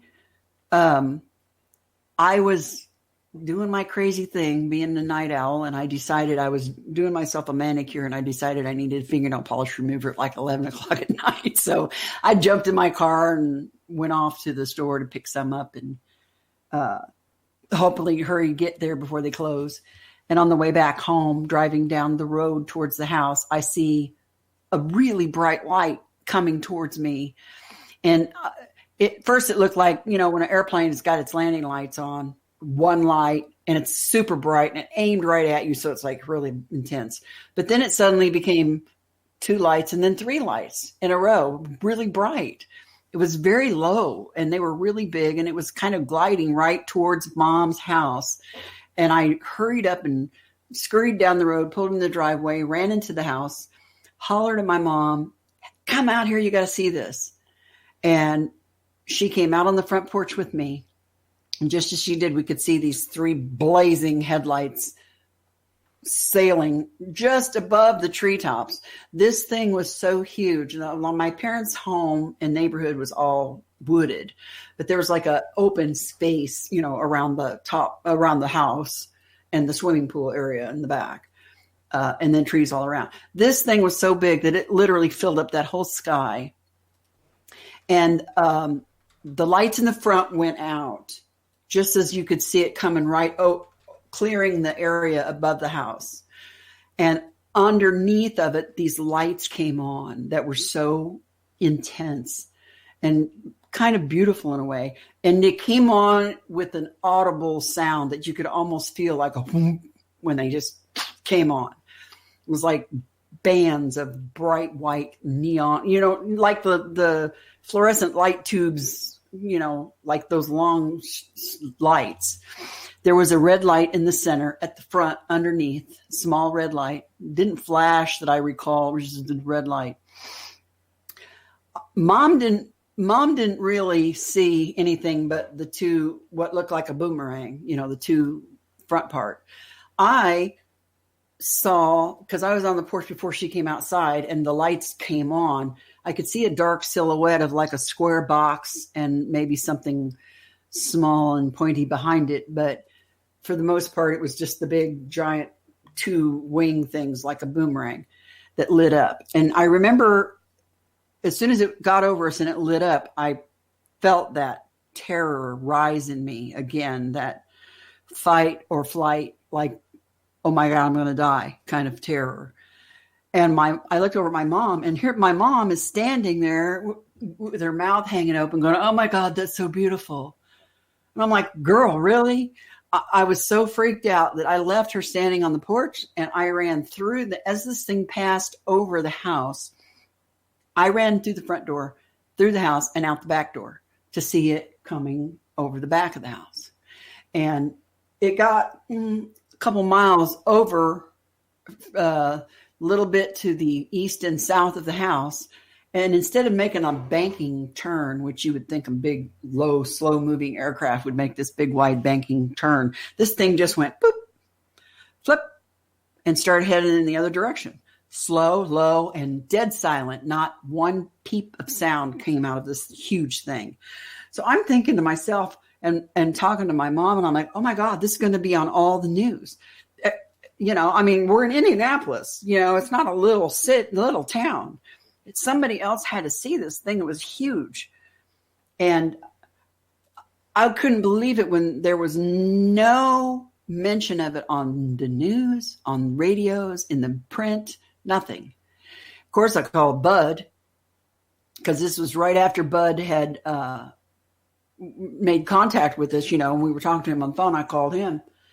And Indiana MUFON, at the time, MUFON was not interested in abduction cases whatsoever.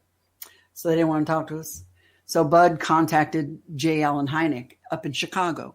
Dr. Hynek and I spoke to my mom and I on the phone.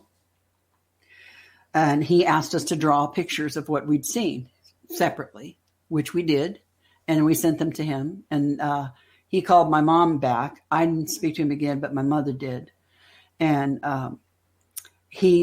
I remember my mom telling me that I don't remember anything that she said he said, or what was going, nothing happened after that. He got the information, and our sighting was probably put in a registry somewhere, where he kept them. But she did say that he told her that he felt, after all the years of his own research, he was beginning to think that not everyone could see these things. Not everyone was capable of seeing these things, because that would be the only way to explain the fact that Mom and I saw it. It was huge. But why didn't anybody else in this town with, millions of people not notice it? Or maybe they just did and didn't know who to tell and were too afraid to speak about it. I don't know. Wow. If you want to see these pictures of these things I've drawn, and the drawings that my mom and I did, and drawings and photographs from the mark in the yard and everything, you can go to my website. They're all put up there for everybody to see. What's your website? It's called debshome.com. debshome.com. All right. I just put that in our chat room. And I got a couple questions from our audience here, if you don't mind. No, not at all. Is asking, Debbie, do you recall any smells or other sensory info from your abduction? Yes. Smells. Something sulfury, like matches, and a little sweet. And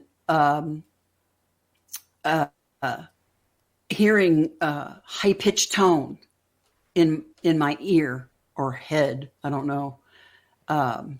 And of course, there's been times when I've had almost like how you get a tingly sensation and you get goosebumps and stuff like that kind of adrenaline rush kind of tingle, but it'll come out of the blue with no stimulation whatsoever. And, I've had stuff like that, but yes, definitely smell for sure. Yeah. Kind of a sweet, sulfury smell. Like matches, only a little sweet. All right, let's get to another question. This one from Joe. When the aliens announce themselves to the world, will people be able to sue for injuries that occurred during their experimentation? What do you think? I don't know. Probably not. But if so, sign me up. If there's a class action lawsuit somewhere, sign me up. I got new eyeballs. They can pay for those. Ange in Australia is asking you, do you get the vibrations through your body? Yeah. Yeah, I feel things. Did you ever go through any type of hypnosis to see what actually happened, or are you not wanting to go down that road?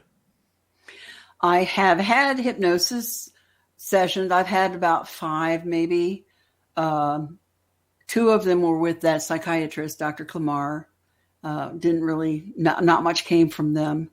And the rest of them were with Bud. And every time I had a hypnosis session, it was recorded, and there was someone else in the room with him. But I never really remembered a lot of stuff while I was under hypnosis. But hypnosis for me seemed to be like, I'd have a session and might remember 1 or 2 small details that I had forgotten. But then like a week or 2 later, things would start coming back. And I could remember sitting at the table with my mom, and we would be talking, and all of a sudden I would remember this weird thing that happened, a few years ago. And I'd tell her, she's like, oh my God, I can't believe we forgot that. So it seemed like hypnosis kind of loosened things up in me that helped relax or to release these memories, gradually. It didn't all just blast out at once. Right. Okay. So for the memories that you do have from the feelings, have you ever had, outside of your eyes, any other types of recurring issues, injuries, health issues since then? Oh my God. It's funny you should ask. I just recently had the second surgery since January for masses of webbing and scar tissue in my abdominal cavity that twisted around my intestines and my organs, and they had to be removed and released, which is very similar to my hysterectomy in 92. When I had that, the doctor's specific words to me were, "You are trashed inside."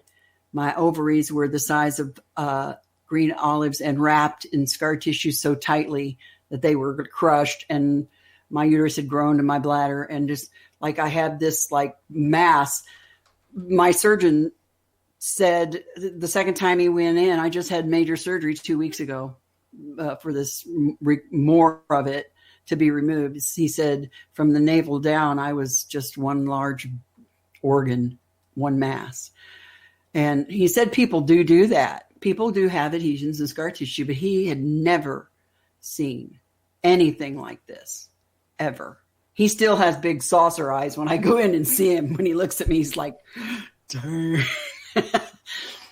So, I can't say that's why, but it's really weird. And also I have a very rare condition called fibromuscular dysplasia in my renal arteries, in which my renal arteries grow spider webs, again, that webbing thing, inside the arteries, attach themselves to the arterial wall, and then pull the arteries closed. I had 5 renal aneurysms that had to be balloon angioplastied because of this condition that's extremely rare. So I'm thinking spider webs in my webbing in my renal arteries, webbing in my abdominal cavity. What is up with that? And then the eyeball thing. So I don't know. It's weird, but it's weird. All right. In regards to your own mental health, do you think this is something that will ever go away? Do you think this is something that will be with you forever, and you don't know when the next time it's going to happen? Are you always looking over your shoulder? Well, I'll tell you what. This toothpaste ain't going back in the tube. But it's a part of me. I wouldn't change any of it. I wouldn't not have experienced any of it now, because through it all, I've become who I am, and I'm a good person, and good things have happened to me. And at the end of the day, I have to think, yeah, it was traumatic and scary and frightening and maybe physically harming to me in some ways. But it's who I am. It's what I am. It's why I'm here. So I wouldn't change anything. And I fully expect it to continue on it has morphed into not as physical of an encounter as it is now, maybe a psychic or spiritual encounter. Psychic, being, I have these vivid dreams, these lucid dreams that I remember things in. And, but I don't think that's ever going to change or go away, because I am who I am. I have a And that's question. okay. I have a question coming from Shadow Time here, and they are asking, ever think that they might have been military abductions, my labs? Well, I certainly don't think all of them have been, but I did actually have an experience with humans in a place that did not look, it looked like a hospital. And the interaction I had with this man I called the doctor, and he was completely human. And I would right now, or now he'd probably be in his 90s, because it's been that long ago, because he was probably in his 60s, at least, late 60s when I encountered him. But he had white hair, all gray, ruddy face, and a nose that reminded me of like W.C. Fields in a way. But he had a very deep, loud voice with a southern drawl. And I was in a place where they cut my hair and scraped my nails and scraped my arms and took blood from me. And at one point, the ear that I got poked in on the June 30, 1983 incident, he stuck something like long tweezers in my ear and said, "You got a bug in your ear, little girl. We're going to take that out and you're going to feel a lot better."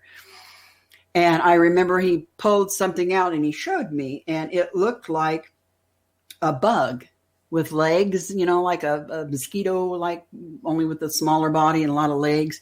But then all the legs like drew up and pulled away. And then it was like just a little ball. And then he kind of, I looked at it and I'm like, wow. And he kind of chuckled and he said, "I don't know why I'm telling you this or showing you this, because you're not going to remember any of it anyway." And I said, "I'll always remember this. I'll never forget you." And the next thing you know, I wake up somewhere else. But I didn't forget him, and I didn't forget that. So how many times do you think you have been taken? You think that I can remember? 2, 3, 4, 5, maybe 5 or 6 that I remember. Maybe 5. I don't know for sure how many, I mean, it hasn't been an extraordinary amount. I mean, I've heard people say they've been taken like 1,000 times and they get taken every day or every week. It's not like that for me. It's been over the course of my life in big chunks. Maybe a little more. I don't know. It's like 2 a.m. now, and my brain isn't working like it usually does. And that's questionable sometimes now at my age. So, well, we only have a couple minutes before we have to go to break at the top of the hour here. Do you want these experiences to continue? Is this something that you need more in order to try and track down what has happened to you over the years? I would like for them to, because now I'm older, wiser, more calm. I'm more ready. I'm like, I want to know. I want to know what's going on. What is this? What does this mean? Not just for me, but for everybody, Yeah, I would like for it to. I don't see why. I mean, it's part of me. So I think it will. What do you want to happen again? I would like, I would tell him, I would like for them to come knock on my door and say, "Hello, can we come in?" And come in and sit down and talk. I never had the presence of mind to ask questions. All I was worried about then was not dying, that thing. But now I think I could ask questions, and I'd like to ask questions. See, me, I want a flight. I don't want none of this nighttime stuff where you don't know if it's dream or not. I want to walk out of this studio one night, walk into my backyard. For people who don't know, I have a radio studio in my house. And I want to go into my backyard, see the ship parked on my backyard because I got a nice landing pad back there. And I want to walk up to it and take off. Why do I want him to come. I want him to come and do. I want to come and talk to me, and I want him to do it in front of like a jillion people, so everybody knows and everybody sees. You know what I mean? And come and talk to all of us. I don't know if they'll talk. You know, who come knows? In my head. Who knows? We have Debbie Jordan Kauble for another 30 minutes here on Spaced Out Radio. More about ET abductions. What does the current state of ufology say about experiencers like her? What does she think about it? We'll find out when we come back in a jam-packed hour 3 of Spaced Out Radio right after this.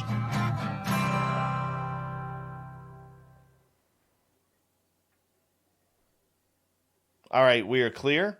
I'm just going to step away for a minute. I'll be right back, okay? Yep. All right. Go like that.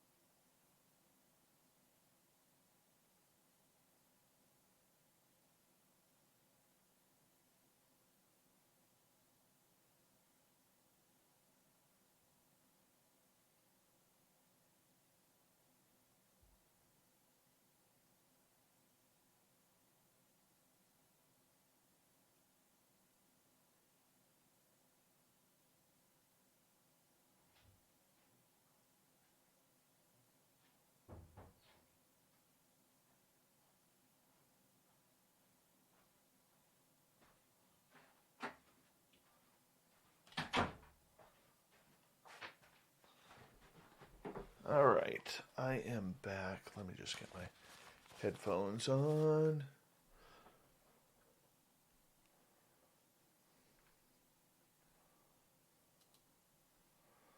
All right.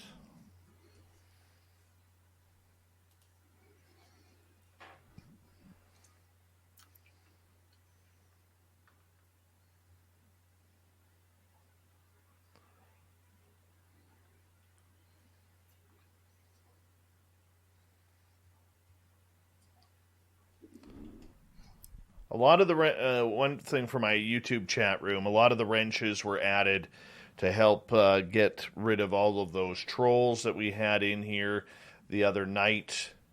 And so if it happens again, I will add again. But I don't want too many wrenches in here because for a lot of people, the wrenches kind of scare a lot of people off. So that's the only reason. So please, nobody take offense to it. And I hope I haven't pissed anybody off, but that's just the way it is.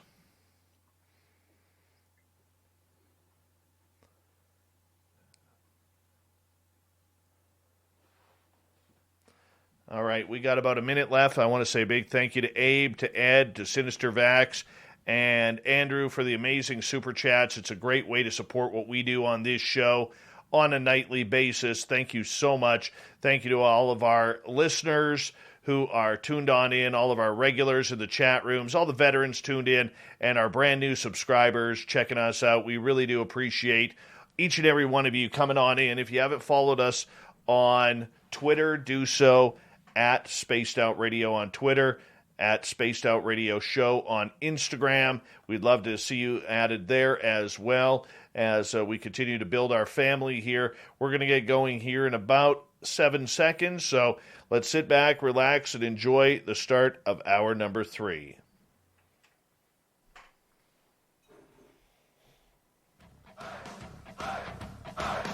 Would you like to connect with us? Head to spacedoutradio.com for all your latest show info. Now, back to Dave Scott and SOR. Third and final hour of Spaced Out Radio is underway tonight. My name is Dave Scott. Thank you so much for taking the time to join us. We really do appreciate earning your listening ears. We want to say hello to everyone listening in on our terrestrial affiliates around North America, digitally on TalkStream Live, Revolution Radio, and KPNL. All of our archives are free by going to youtube.com/Spaced Out Radio. Just do me the favor, hit that subscribe button. The Desert Clam has set the password for tonight in the SOR Space Travelers Club. What do you got for us, Clam? Oculiform. Oculiform is your password. Use it wisely, space travelers, as the Clam sets the password each and every night, right here on Spaced Out Radio. Our website is spacedoutradio.com, where we have a plethora of features for you, including rocking out to Bumblefoot and reading up on Captain Shirk's SOR Newswire. Follow us on Twitter at Spaced Out Radio and on Instagram at Spaced Out Radio Show. For the final time tonight, we introduce our guest, Debbie Jordan Kauble. Yes, if you've heard about the Intruders, you know all about her story. And Debbie, I want to bring you in here because there was quite a lot of media hype around this. Not only from Bud Hopkins, but CBS did a story on your incident into a mini-series. What was that like for you to make the incident go that public right across the world? It was weird. And frankly, Bud had to do some convincing to get my family to agree to a book, period, to begin with. And then I ended up being I took one for the team. I was the one that was the public face with it afterwards. You know, Bud went around and talked about, he did the lecture circuit with the books and the book circuit, you know, when it came out. And I went with him because I felt, you know, this man gave 3 years of his life and spent all his own money trying to help me and my family. I could do this for him and help him with this in appreciation and wanting to help other people as well. That was what convinced me eventually to agree to it, and the family to agree to it, was that maybe it would help other people to feel more comfortable talking about it. Now, I did use a pseudonym in the beginning, but that's because I had little kids and we were already having strange people come to our house before the book was even written. So to avoid things like that, we felt it best to kind of try to, have some privacy while we told her story. Eventually, I wrote my own books, and I feel like I can't expect people to take me seriously. I won't even use my real name. I can't do that anymore. My kids are grown. So, and the miniseries, I was surprised when that happened. And I think Bud was too. I was actually surprised that all of it happened. And Bud's book was a New York Times bestseller for a while. And it's like, what is this happening here? And, but the miniseries, while I was happy that it was done and it was done nicely, back in that time, to have something done like that wasn't full of goofy laugh tracks and corny music was something. And this was serious with real actors that cared. Mayor Winningham actually called me 2 or 3 times to ask me how she should play a certain, scene, how I felt during the scene. I mean, she really cared to try and do it correctly. The thing I did not like about the Intruders miniseries was that half the stuff in it wasn't even things that I had experienced. What they did was they took the name of the book Intruders, because it was the New York Times bestseller, and they took a couple, 2 or 3 key scenes, but from the book, but everything else was a compilation of other people's experiences that real people and real experiences, but compiled into these fictional characters. There were people in there that I was interacting with that in real life I didn't even know, didn't have people like that in my life. And it was hard for me later when I did go out and speak publicly about it. First thing people would come up to me and do was talk to me about the miniseries. And I was happy that it brought awareness in a serious way to this whole subject. But then they'd ask me things and I'd have to say, I'm sorry, but that wasn't me. So I can't answer you. I don't know, that didn't happen to me. And then I'd have to explain all that to him that I just explained to you. I'm hoping that someday, if somebody does it again, they do it and they use the name Intruders, they do it about us and don't mishmash. Hollywood takes a lot of license with things because they want to sell a movie, or a miniseries or whatever. And it was done well. Don't get me wrong. And I appreciate that, but it just wasn't all me, all us. For your children, you mentioned now that your children are older, that it's a little bit easier to talk about. Are they experiencers too? Did this carry over to them? Well, you know what? I had boys. I had all boys, and they had stuff when they were little. But now my oldest son doesn't want to talk about it at all. It makes him very uncomfortable. My youngest son, he has he's seen some things, but he hasn't reported to me anything like what I went through. And he's had some paranormal activity happen to him as well. But this, I have one granddaughter, and she is my mini me. And she's brilliant and beautiful, and I think she looks like me. But when she was about 4 or 5 years old, for a period of about 6 months, no, about 3 months, she had night terrors, and she would tell her father that aliens were coming through her bedroom and were trying to take her. And my son was so mad at me. He called me up furious and accused me of telling her about this stuff, which absolutely did not do. My husband and I even would change a channel when it would come on TV. No, she got no exposure from us. That was a rule in our house. We didn't talk about this around the kids because we didn't want to A, scare them, or B, contaminate their memory in case they had stuff happen to them. He went through this thing where he had to put like a cover over her window, got her a nightlight, got her a radio, made alien ant go away spray out of Glade room freshener. They put a label on with the alien face with a big slash through it, and he would spray it in her room at night, tell her that this would make them go away. And after about 3 months, it ended. Okay. Never spoke about it again. She's 14 now, going to be 15 soon, and was spending some time with me not too long ago. And she looked over at me. We were watching TV, and Ancient Aliens commercial come on. And she said, she looked over at me. She calls me Nene. She said, Nene, do you believe in aliens? And I said, yep. That's all I said. Didn't say anything else. She says, good, because so do I. I just smiled at her. She smiled at me, and we didn't speak anymore on that. So I'm like, she's the girl. And in my family, it seems as if the girls are the ones who were affected. It was my mother. It was my older sister. It was me. Now it appears to be my granddaughter, but not my brother, not my dad, not my sons so much. So I don't know. Very interesting. Yeah, it is interesting. How about for your husband? My husband, when I first met him, you know, I was a widow when I met him, and we've been married 25 years now. But it was, the book was out and this was public. And when I met him, I thought, oh, I got to tell him about this. I can't not hide this. This is a big part of my life. It's a big part of me and my whole family. So I gave him Bud's book, Intruders, you know, or Missing Time. And then I gave him Intruders. I said, read Missing Time first, then read Intruders. And then if you still want to go out on a third date with me, give me a call. I thought, I ain't never going to hear from this guy again ever in my life. Not a chance. And a week goes by and I'm like, damn, I really like that one too, man. But then the phone rang one night and it was him. And I said, oh my God, I'm so happy you called. And I said, did you read the books? And he goes, I certainly did. I'm like, here we go. And he said, well, I said, well, what do you think? And he said, well, I'll tell you, I know you well enough now to know that you're not crazy. I don't believe you're a liar. So the only other option is this stuff was really happening. And I want to know more. I'm like, all right.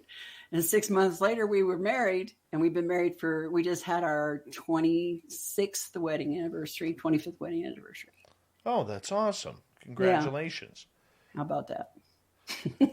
I want to ask you, because this is important to many of us who are experiencers of this phenomena. And that is June 25th. The report is supposed to come out from the Pentagon. And we don't know. It may come out earlier. It may be delayed. There's a lot of speculation as to what is going to happen here over the next little bit. So my question to you is, as we go forward, as an experiencer, how are you looking at this June 25th date for the release of the UFO files? Well, I'm not holding my breath. But there was a little tiny part of me when all these videos started coming out and this was going to happen, this June 25th thing, you know, and all these videos started coming out. And there was a little tiny part of me that felt some vindication, like, yes, finally, somebody's listening. They're not laughing anymore. But I mean, it didn't escape my, I noticed they changed the, name from UFO to UAP, and I'm pretty sure that was probably to steer away from the entire ufology community, you know, and try to shoo that away. And that first of all tells me a little something. And second of all, they're not going to touch the alien abduction part of this, not with a 10-foot pole. While I think there'll be a lot of backpedaling, I think that it's probably too late for that. I mean, because they did this before. I mean, this has happened before. Back in Roswell, you know, they said something and then they said, "Oh no, wait a minute, that's not what that was." You know, and it wouldn't surprise me if they didn't likely try to do that again. But I think people are more savvy now, and young people asking more questions, and I'm very happy about that. So hopefully it will at least come out that those, whatever it is they're seeing is worth continuing to look at, you know. The one thing that I always argue with people, and I take a lot of heat over this, Debbie, is when you've never had an experience, UFOs are never aliens. But when you've had a close encounter, when you've had the extraterrestrial contact and or abduction or missing time, and you get some sort of recall understanding what has happened, it's always aliens. Always.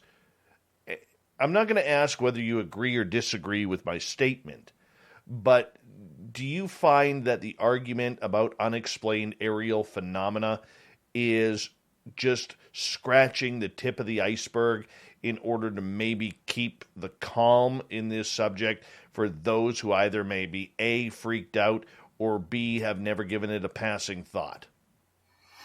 Yeah, that makes sense. But I also feel like even myself, not everything I've encountered has been. I don't think they're all aliens. I feel some things that I have had contact with were either extra dimensional or even maybe from our own future, So I think that's more than just aliens. And I'll be curious to see if they mention anything like that, which I kind of doubt, but that's what I think. There's so many different ways. There's so many ways that we could go with this, because here's the other thing too. I really do believe that there are people in the know. They can't know. I think they've been playing a lot of stupidity and the stupid card, in the statements that have been made. For instance, when you hear someone go up on camera and say, look, we don't know what these are. We don't know where they're coming from. Or the Navy from the United States stating that, we never tracked this stuff before. And now we're going to start tracking it. I mean, They've had 70 years plus to be in the know. Mm-hmm. They've had 70 years of crash retrievals. They've had 70 years to think up a really, really good story as to how to lie about this if it ever came out. Because in the end, they're having to save their own asses on this one. They really are. But for us who've experienced the unknown, where it's taken things to a whole different level, we're going to be ripped off. We're going to be ripped off because we are not going to get the full truth. We're only going to get a partial truth in order to make sure that the markets don't crash, that people don't go shooting their guns in the air, that people don't go crazy. And call me a fearmonger or whatever. I know there's other people who don't agree with me out there. I'm quite fine by that. But there's a lot of plausible dangers to this subject coming out. And I think if you throw aliens into it, that's a whole different kettle of fish that people aren't ready for. What's your thoughts? I think people are more ready for it now than they were 70 years ago. But I don't think I think there's some people that are never going to be ready for it, no matter what, even if they land in their front yard. I just feel like, from my view 30 years ago and my view now, it is different. People are different. And I think that people would be more, if you'd asked me this 30 years ago, I'd have said, the financial system will collapse. It'll completely wreck everybody's religious beliefs. Just nothing will be, the same. People can't deal with it. But I think now, I do think that the younger generation is a lot more open-minded than my generation was. And I think that eventually, I think they would be more, I think that the government saying that we got to hide this because people will go crazy and everything. I don't think people are will go as crazy as they think they will. I think part of it is they just want to continue to keep everybody under control, their control, So, but I don't think the phenomenon won't allow it. Eventually it's going to do what it wants to do, whether our governments like it or not, and nobody will be able to stop them. Do you think that the phenomena wants disclosure?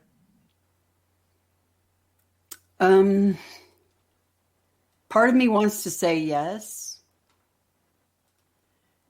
but I don't know if I'm just saying that from my own point of view because of myself and the changes in me. And maybe that's what I want, you know. But I think it's going to be what it's going to be. And nobody, I mean, it's going to get to a point now. Look what's coming out right now. It's going to be a whole lot more than that coming out. And it's just going to be like pulling the finger out of the dike, and the flood's just going to come. And then you're not going to be able to put that water back in that hole anymore. So as an experiencer, for those whom you have talked to who are, you know, because everybody's talking about this subject now. How can you not? Mm-hmm. It's all over mainstream media. I know. What do you tell the people around you that may have frowned about this subject for years and now coming to you and saying, really, is this really real? My dude, have you not been listening to me for the last 40 years? I mean, yeah, it's real. Yeah, it's really real. There's stuff out here in this world that life has a way of putting blinders on people. Some people go their whole life and never even look up. You know, I think it's going to have a whole lot of people looking up and seeing. And then they're going to come to people like you and me. And they're going to ask us, what do we do? How do we live with this? And that's when we come in. And we show them, look, you can live with this.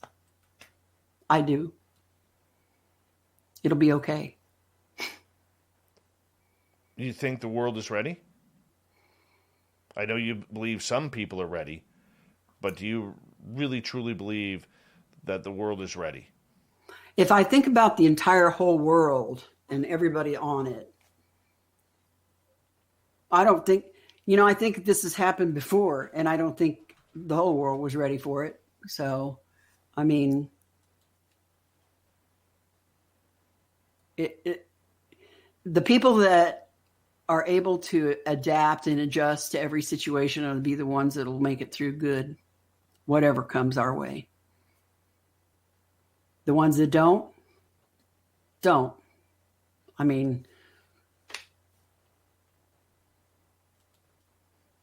I feel like part of the reason why I'm here is to try to help people's minds open up and be more accepting of things and trusting of their own instincts and guts. You know what I mean? I mean, that was one of the reasons I spoke up about because I wanted to help people. And that's why I'll be trying to do that till the day I stop breathing. I don't blame you. We have 2 minutes to go here before we have to say goodnight to you. What's your message to all of those people out there who may be concerned or wanting to learn about UFOs or ET contact? Well, I'm with you. I mean, I want to learn as much as I can. I'm still learning every day about it. And I'm good. Keep your mind open. Keep looking up. Don't be afraid. I mean, good God, I honestly, the whole threat thing kind of gets under my skin, because if these people are if this life is that advanced, we'd have been gone a long time ago. If they had bad intentions, I'm not too worried about that.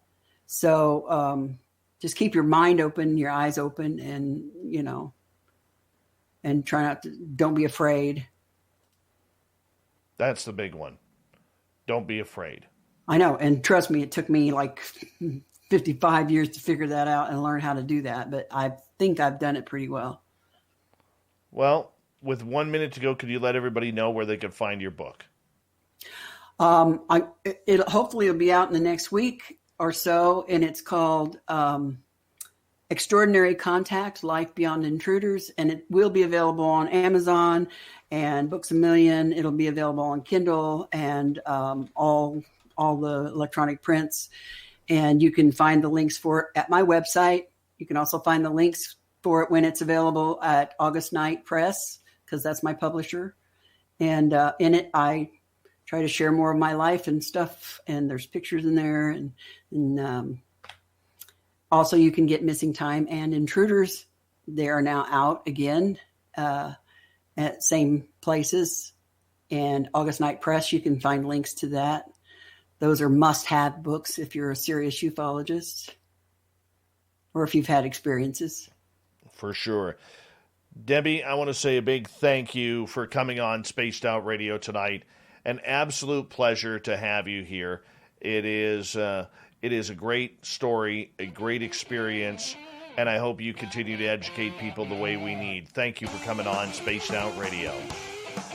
Thank you for having me. I appreciate it. Coming up next, we have the SOR News Wire. We have the Thought of the Dave. Stay tuned. Spaced Out Radio continues right after this.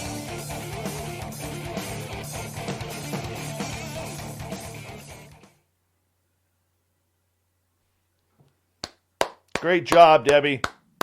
Thank you. I always feel like I didn't do enough or say something right, but I'm very grateful for the opportunity, and I thank you so much for allowing me to spend 2.5 hours with you. Oh, that was amazing. That's good radio. That's the type of story as to why I do this. I appreciate that. Thank you. Well, you have a good night. I have to go prepare for the news. So I will let you get to sleep, if you don't mind. Thanks, by the way, for looking like a younger version of my mom. I appreciate that. You're most welcome. I'll send Mom love. Yes, thank you. She needs it right now. She needs it right now. Her health isn't too good right now. So bless her heart. Yes. I'll keep her in my prayers. Thank you. But all the best to you, and please stay in touch. I will. You do the same. Will do. Take care. You too. Bye-bye. Bye-bye. What a beautiful, beautiful lady. Beautiful lady. Love it. Love it. That's a good show.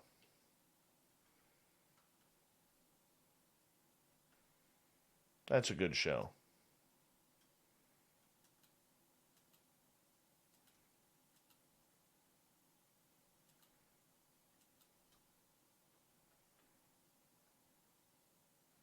Dry Toast, the best name in ufology. Well, on YouTube at least. Love that name. Love that name. Thanks, Stephen Edmond.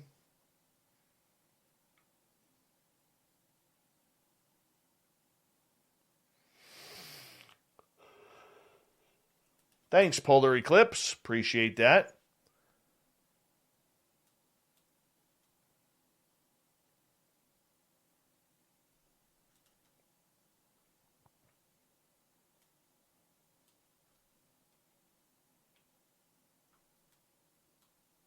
Love putting your comments up, by the way.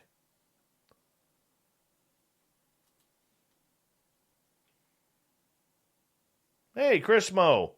What's happening?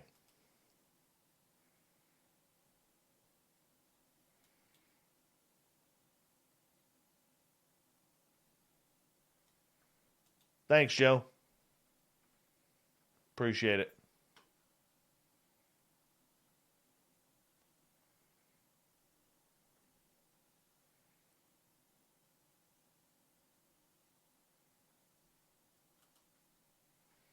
All right, let's make sure I got this all set up.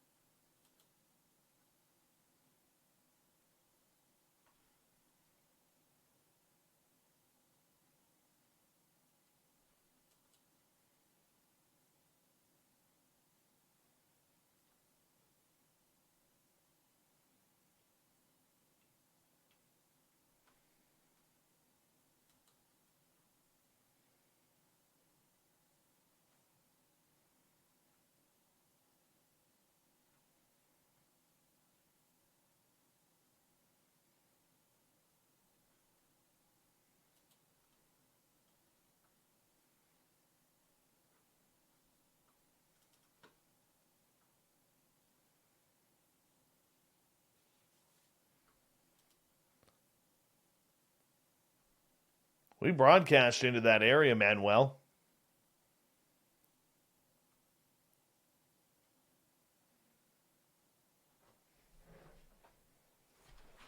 I believe we do. With KZFX radio.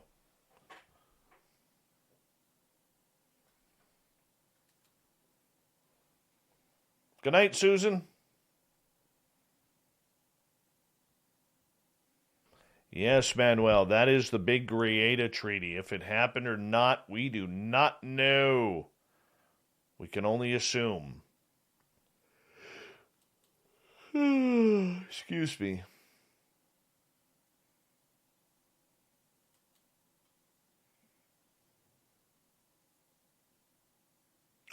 Bonjour, Julien.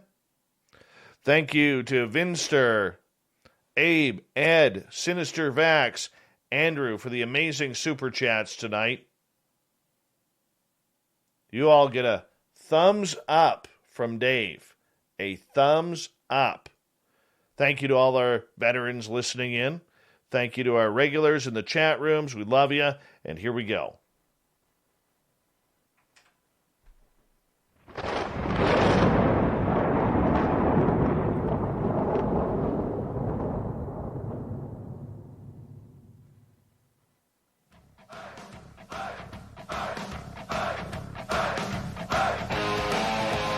We rounded third. We're heading for home tonight on Spaced Out Radio.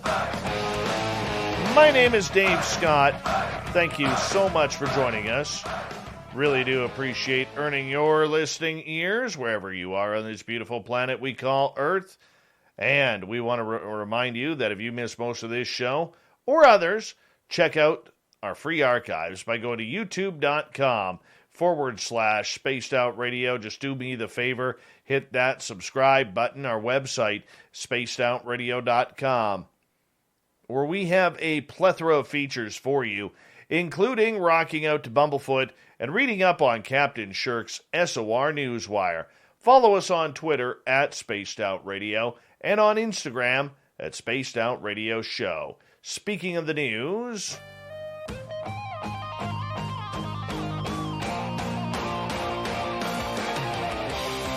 and this is how it ends.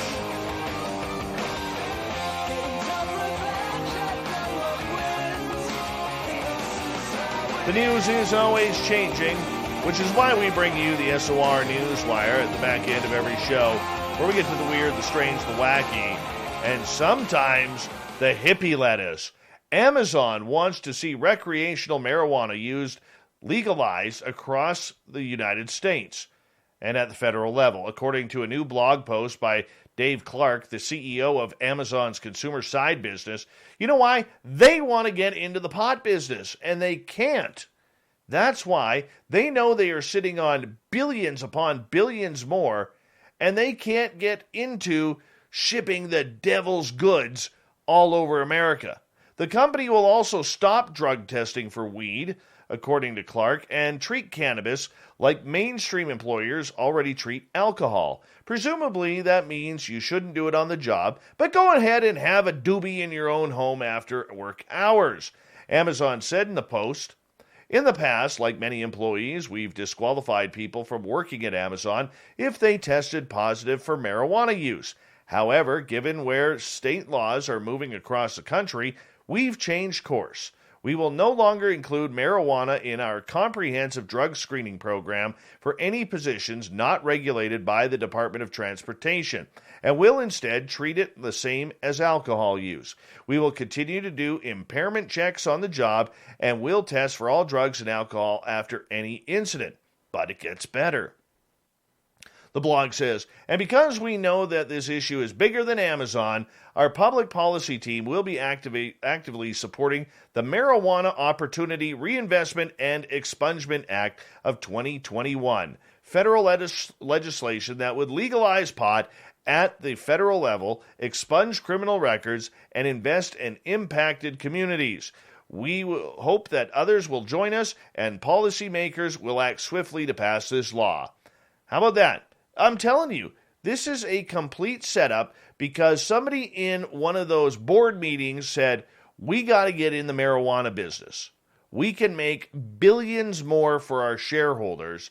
We got to get some doobies out across the United States. We got to get these Republican states and these Democrat states to finally say, hey, smoke up, boys. Let's make this stuff happen. Let's be more like Canada in this way. Not Trudeau way, marijuana way. There we go. All right. So one of the best haunted tourist attractions is in a little bit of trouble right now.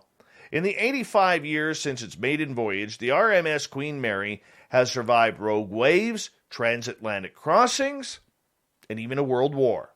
For the last 5 decades, though, it has enjoyed a second life docked in Long Beach, riding waves of popularity in tough times as a tourist attraction.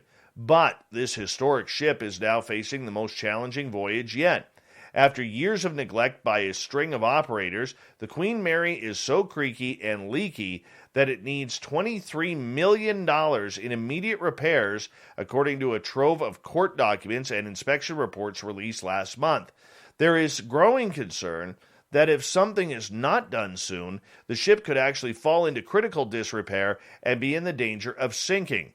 The Queen Mary has long struggled as a tourist attraction, in part because of the inherent costs that come with maintaining such a large vessel. Its struggles led to a variety of failed proposals that would have sent it to Canada, New Zealand, and even back to England.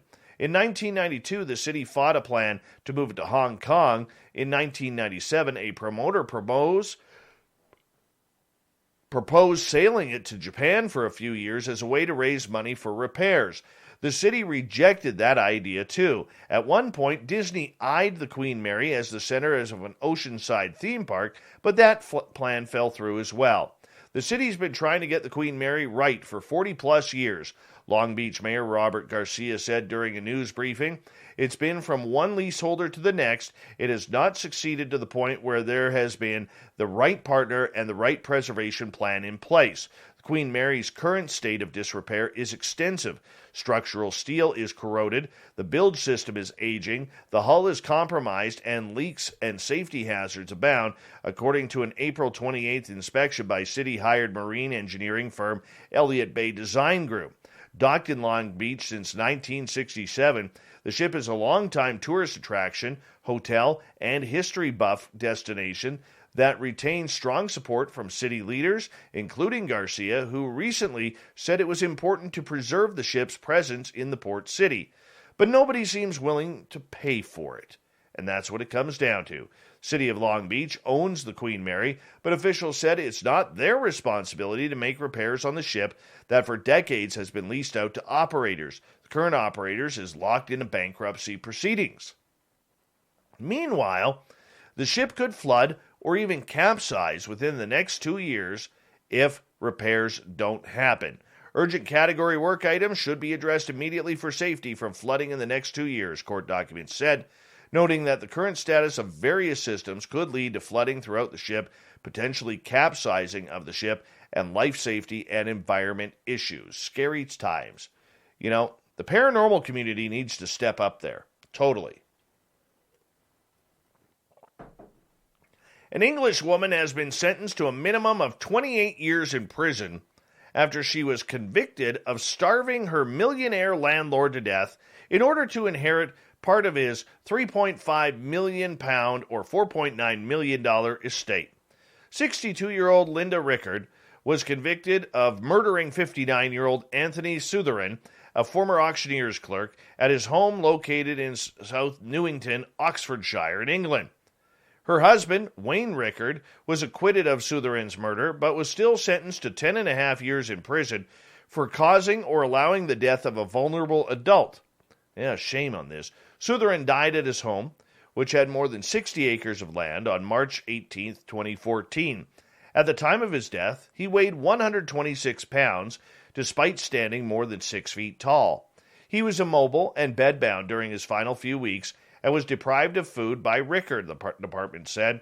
Sutheran was found severely emaciated in his room, and the court heard that malnutrition and a deep-seated pressure sore led to a fatal lung infection.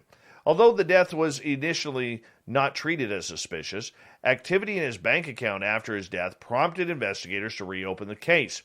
The Rickards have been live-in tenants with Anthony Sutherin and his mother Joy Sutherin at the farm since 2008.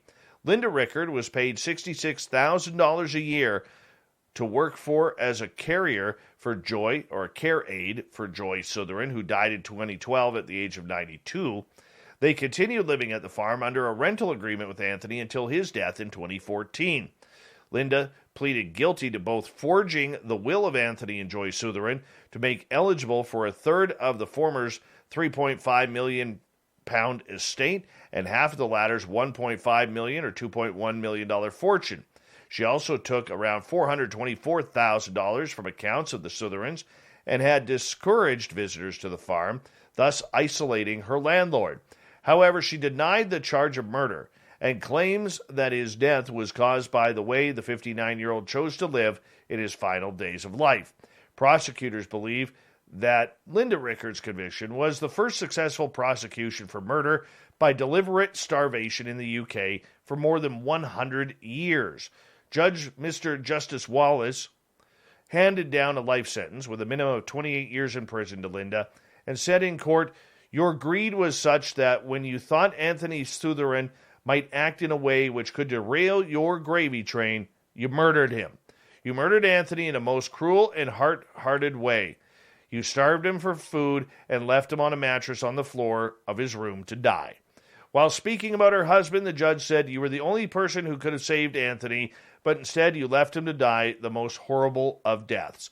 While in a statement read in court, the landlord's daughter, Hannah Sutherin, said, "I can't comprehend how somebody who said they cared deeply for my dad left him to die in such horrible conditions." Hannah has won a civil case to restore the contents of the will to her when the couple attempted to prove that the forged wills were legal. The couple was evicted from the farm in 2017. I should hope so. Totally hope so. There are fears in Belgium that an armed anti-lockdown extremist wants to kill 10 people on a hit list. Oh, here we go. We got a real-life Rambo here. Far-right terrorist Corporal Jurgen Konings, who has been dubbed the Belgian Rambo, has evaded capture during a nationwide manhunt for the last couple of weeks. Now, Belgian police have reportedly beefed up security for those on Konings' list, which includes his ex-wife, her lawyer, Belgian Defense Minister Ludovine de Nonder, and a top COVID-19 expert. Konings reportedly wrote the list and then emptied his bank account and disappeared. Reports say that Konings was armed with heavy weapons, including 4 anti-tank rocket launchers from a barracks when he went missing. In letters, he said he no longer wanted to live in a society ruled by politicians and virologists and wanted to join the resistance. The 46-year-old abandoned his car on May 18th near a national park in Limburg. The rocket launchers were reportedly found in the car. Konings is a former sniper who served in Iraq and Afghanistan. The report said the rest of the people who have been given extra security include senior figures in the Belgian military, which disciplined him for his political views last year. Investigators have said that it's possible that Konings has killed himself, but that they assume he is still alive and running on the lam. Here's a weird one with Florida man. Yeah. A Florida man accused of killing an iguana last year wanted a charge of animal cruelty dismissed on the basis of the state's Stand Your Ground law, and a judge has denied his motion. P.J. Nilaja Patterson was arrested after allegedly beating, dragging, and kicking a 3-foot iguana in Lake Worth, Florida, back on September 2nd, 2020, according to a probable cause affidavit. The animal died as Palm Beach County Animal Care and Control was transporting it to be euthanized, according to the affidavit. Patterson's attorneys filed a motion to dismiss the charge, but Judge Jeffrey Gillen denied the motion. In their motion, Patterson's attorneys said their client was trying to save an iguana from getting run over by cars. When he brought it to safety, a crowd agitated the animal and it bit his right arm when he tried to move it, according to the motion. It said then he kicked the iguana as far as he could. Yes, Patterson had to get 22 staples in his arm because of the bite. In this case, Patterson acted in a reasonable manner under all circumstances because the wild iguana was first to engage with physical violence during the encounter, his attorneys argued. Florida's Stand Your Ground law states deadly force can be used if a person reasonably believes that using or threatening to use such force is necessary to prevent imminent death or great bodily harm. In this case, Patterson's attorney said the animal was the first to engage in aggression, so Patterson had the right to defend himself. They also wrote that Patterson believed the iguana could have injected poison into him. Thus, he rushed to incapacitate the iguana the best way he could in order to preserve its antidote. Yes, Vasconcelos maintains that his client's innocence, and in an email to the media said, they will fight this case until the very end. He also added the iguana bite left his client with permanent marks. Assistant State Attorney Alexander Dorman wrote in response to the motion to dismiss the entire episode was captured in a 32-minute surveillance video. She wrote that the video shows how Patterson tormented the iguana, which was not bothering anyone and did not pose a threat to anyone. She also said there was no provocation and no justification for the actions. According to the affidavit, Dr. Virginia Sayre of Animal Control performed a necropsy which found the iguana had a lacerated liver, fractured pelvis, blood in its mouth, blood in its abdomen, and a lacerated tongue. Sayre also wrote, the iguana's fatal injuries were painful and terrifying. The defendant unnecessarily put himself in a position to be bit by this animal, Dorman wrote. The state's position is that Stand Your Ground does not even apply to this case because the iguana is not a human being. There you go, Florida man. It's not a human being. Patterson is due back in court July 30th. He faces up to 5 years in jail if convicted of animal cruelty. A Maryland county threw a special birthday party for a set of local twins who celebrated their centennial on this beautiful planet earlier this year. Prince George's County put on the drive-by party for Elaine Foster and Evelyn Lowe as part of the Office of Community Relations' annual 100 Events of Summer initiative.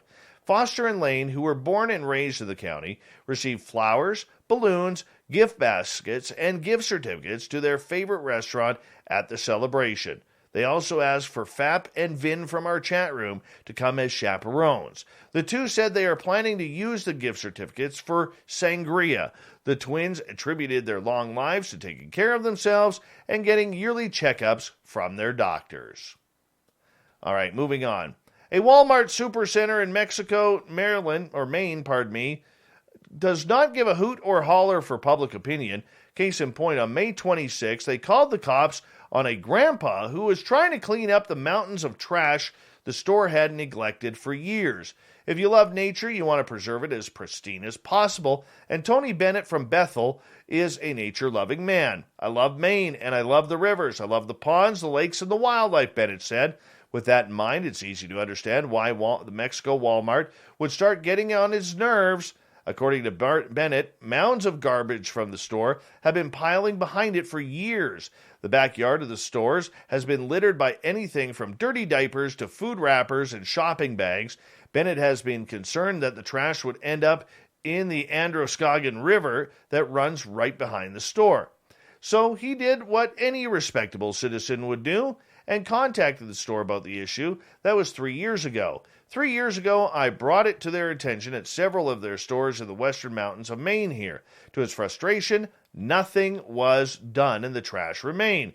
So when Bennett arrived at the store on May 26, guess what he did? He started cleaning up the garbage. Well, it was worse than that. It seems that the store had actually done something to clear their backyard. The problem was that it only made things worse. They literally just raked it down into the riverbank, Bennett said. They raked from 20 feet of the pavement all the way down the bank, and they dumped it over the bank with all the leaves and debris and garbage for 100 feet long, 20 feet wide, and put it over the bank with all the other trash. That was too much for Bennett, so he decides that he's going to do some landscaping. That's when the police are called, after he took the law into his own hands, and the managers called the cops on him.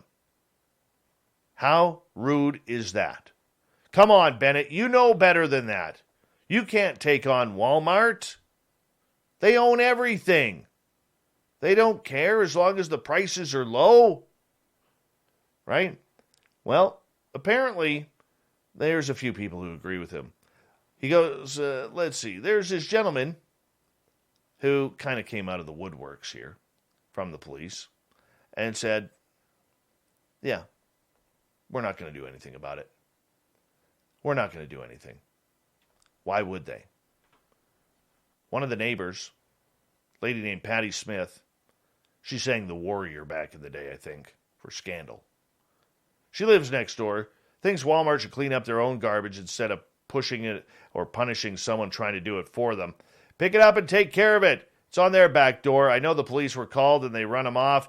I don't think that's all right, though. He was doing a good thing. Dan Hatfield, who witnessed the incident, he was doing no harm. If this guy was doing a good deed and he was doing nothing wrong, then he should have let him just be a good citizen. Now Walmart's got a bunch of egg on their faces.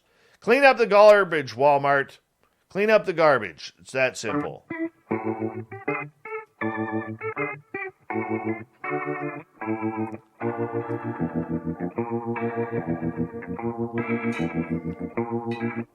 Thought of the Dave happens every night at this time, where we ask a question on our Facebook and Twitter pages, then read your responses on the air because we love the audience participation around here. Today's Thought of the Dave is as follows. In your opinion, what's the best roller coaster ride you've ever been on? Darren, Life. Mike, Spaced Out Radio Mountain. Wendy, the Scooby-Doo at King's Dominion when I was 10 because it literally traumatized me from riding anymore. Kimberly, all the wooden roller coasters, Six Flags, and at the Wisconsin Dells. Yeah, baby, yeah. Magnus, the oldest in the United States, leaps the dips at the amusement park my uncle owns. Kate says it's Life. Space Mountain for Sandra. She must like Ric Flair. Chris Jarvis, the original beast at Kings Island here in Cincinnati. Deb, Space Mountain rocks, but I was baptized on the Bobs in Chicago at Riverview. Dave Schrader, you know him. Parenthood, apparently. Jaretta, the old wooden coaster at Elitch Gardens in Denver, Colorado. Joshua, it's been forever since I've been on a roller coaster. I would have to say Top Gun. Drew, hard to say just one, but it's definitely at Cedar Point in Ohio. Dave, I like Cedar Point too, but the best or most significant roller coaster ride I am currently on, being a senior citizen. Kevin, Leviathan at Canada's Wonderland. Dave, Millennium Force at Cedar Point. Oh, I got to go to this Cedar Point. Damn it, that sounds good. Superman at Darien Lake. The Hulk at Islands of Adventure. Ufology for Scott. Batman for Vince. And Joe says the Succubus. Ex-fiance, and she was a hell of a ride. Thank you to everybody participating in the Thought of the Dave. Thank you to Captain Shirk for the news and Debbie Jordan Kauble for a great topic tonight. We got Mr. Ron Bumblefoot Thal rocking in the background with Little Brother is Watching. Bumblefoot is the official music of Spaced Out Radio, rocking us in and out of every single show. Get your horns up for the guitar god himself. Special thanks to everybody listening in at home, at work, in your cars, wherever you may be. Thank you to everyone checking out our chat rooms tonight on YouTube, LGAB, Twitch, Twitter, Facebook, the Space Travelers Club, and at hashtag Spaced Out Radio.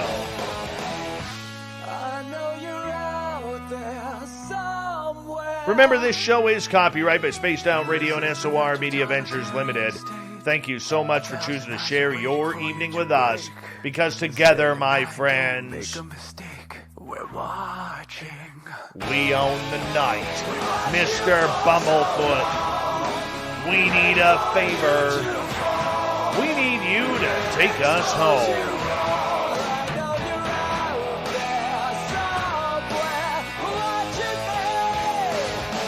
Yes, the Woo train has docked for the night. But soon, my friends, we shall ride again. Your seats are always available. Your tickets never expire. And if you want to bring a friend, yep, we've got room for them too. Good night.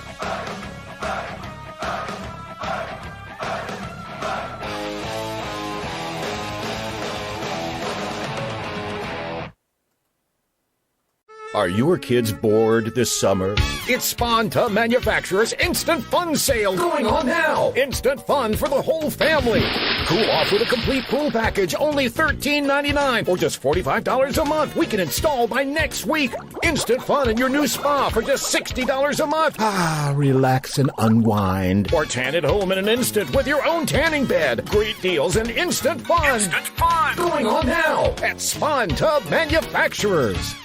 I'm a cover girl. I'm a cover girl. I'm a cover girl too, because I use CoverGirl Simply Ageless Liquid Foundation. America's #1 anti-aging foundation brand. Simply Ageless is skincare and makeup in one. It instantly reduces the look of wrinkles and even skin tone. With hyaluronic complex and vitamin C for plump skin and a healthy youthful glow. So be a cover girl like me. And me. And get better skin at any age. Try Simply Ageless Liquid Foundation. From easy, breezy, beautiful, CoverGirl.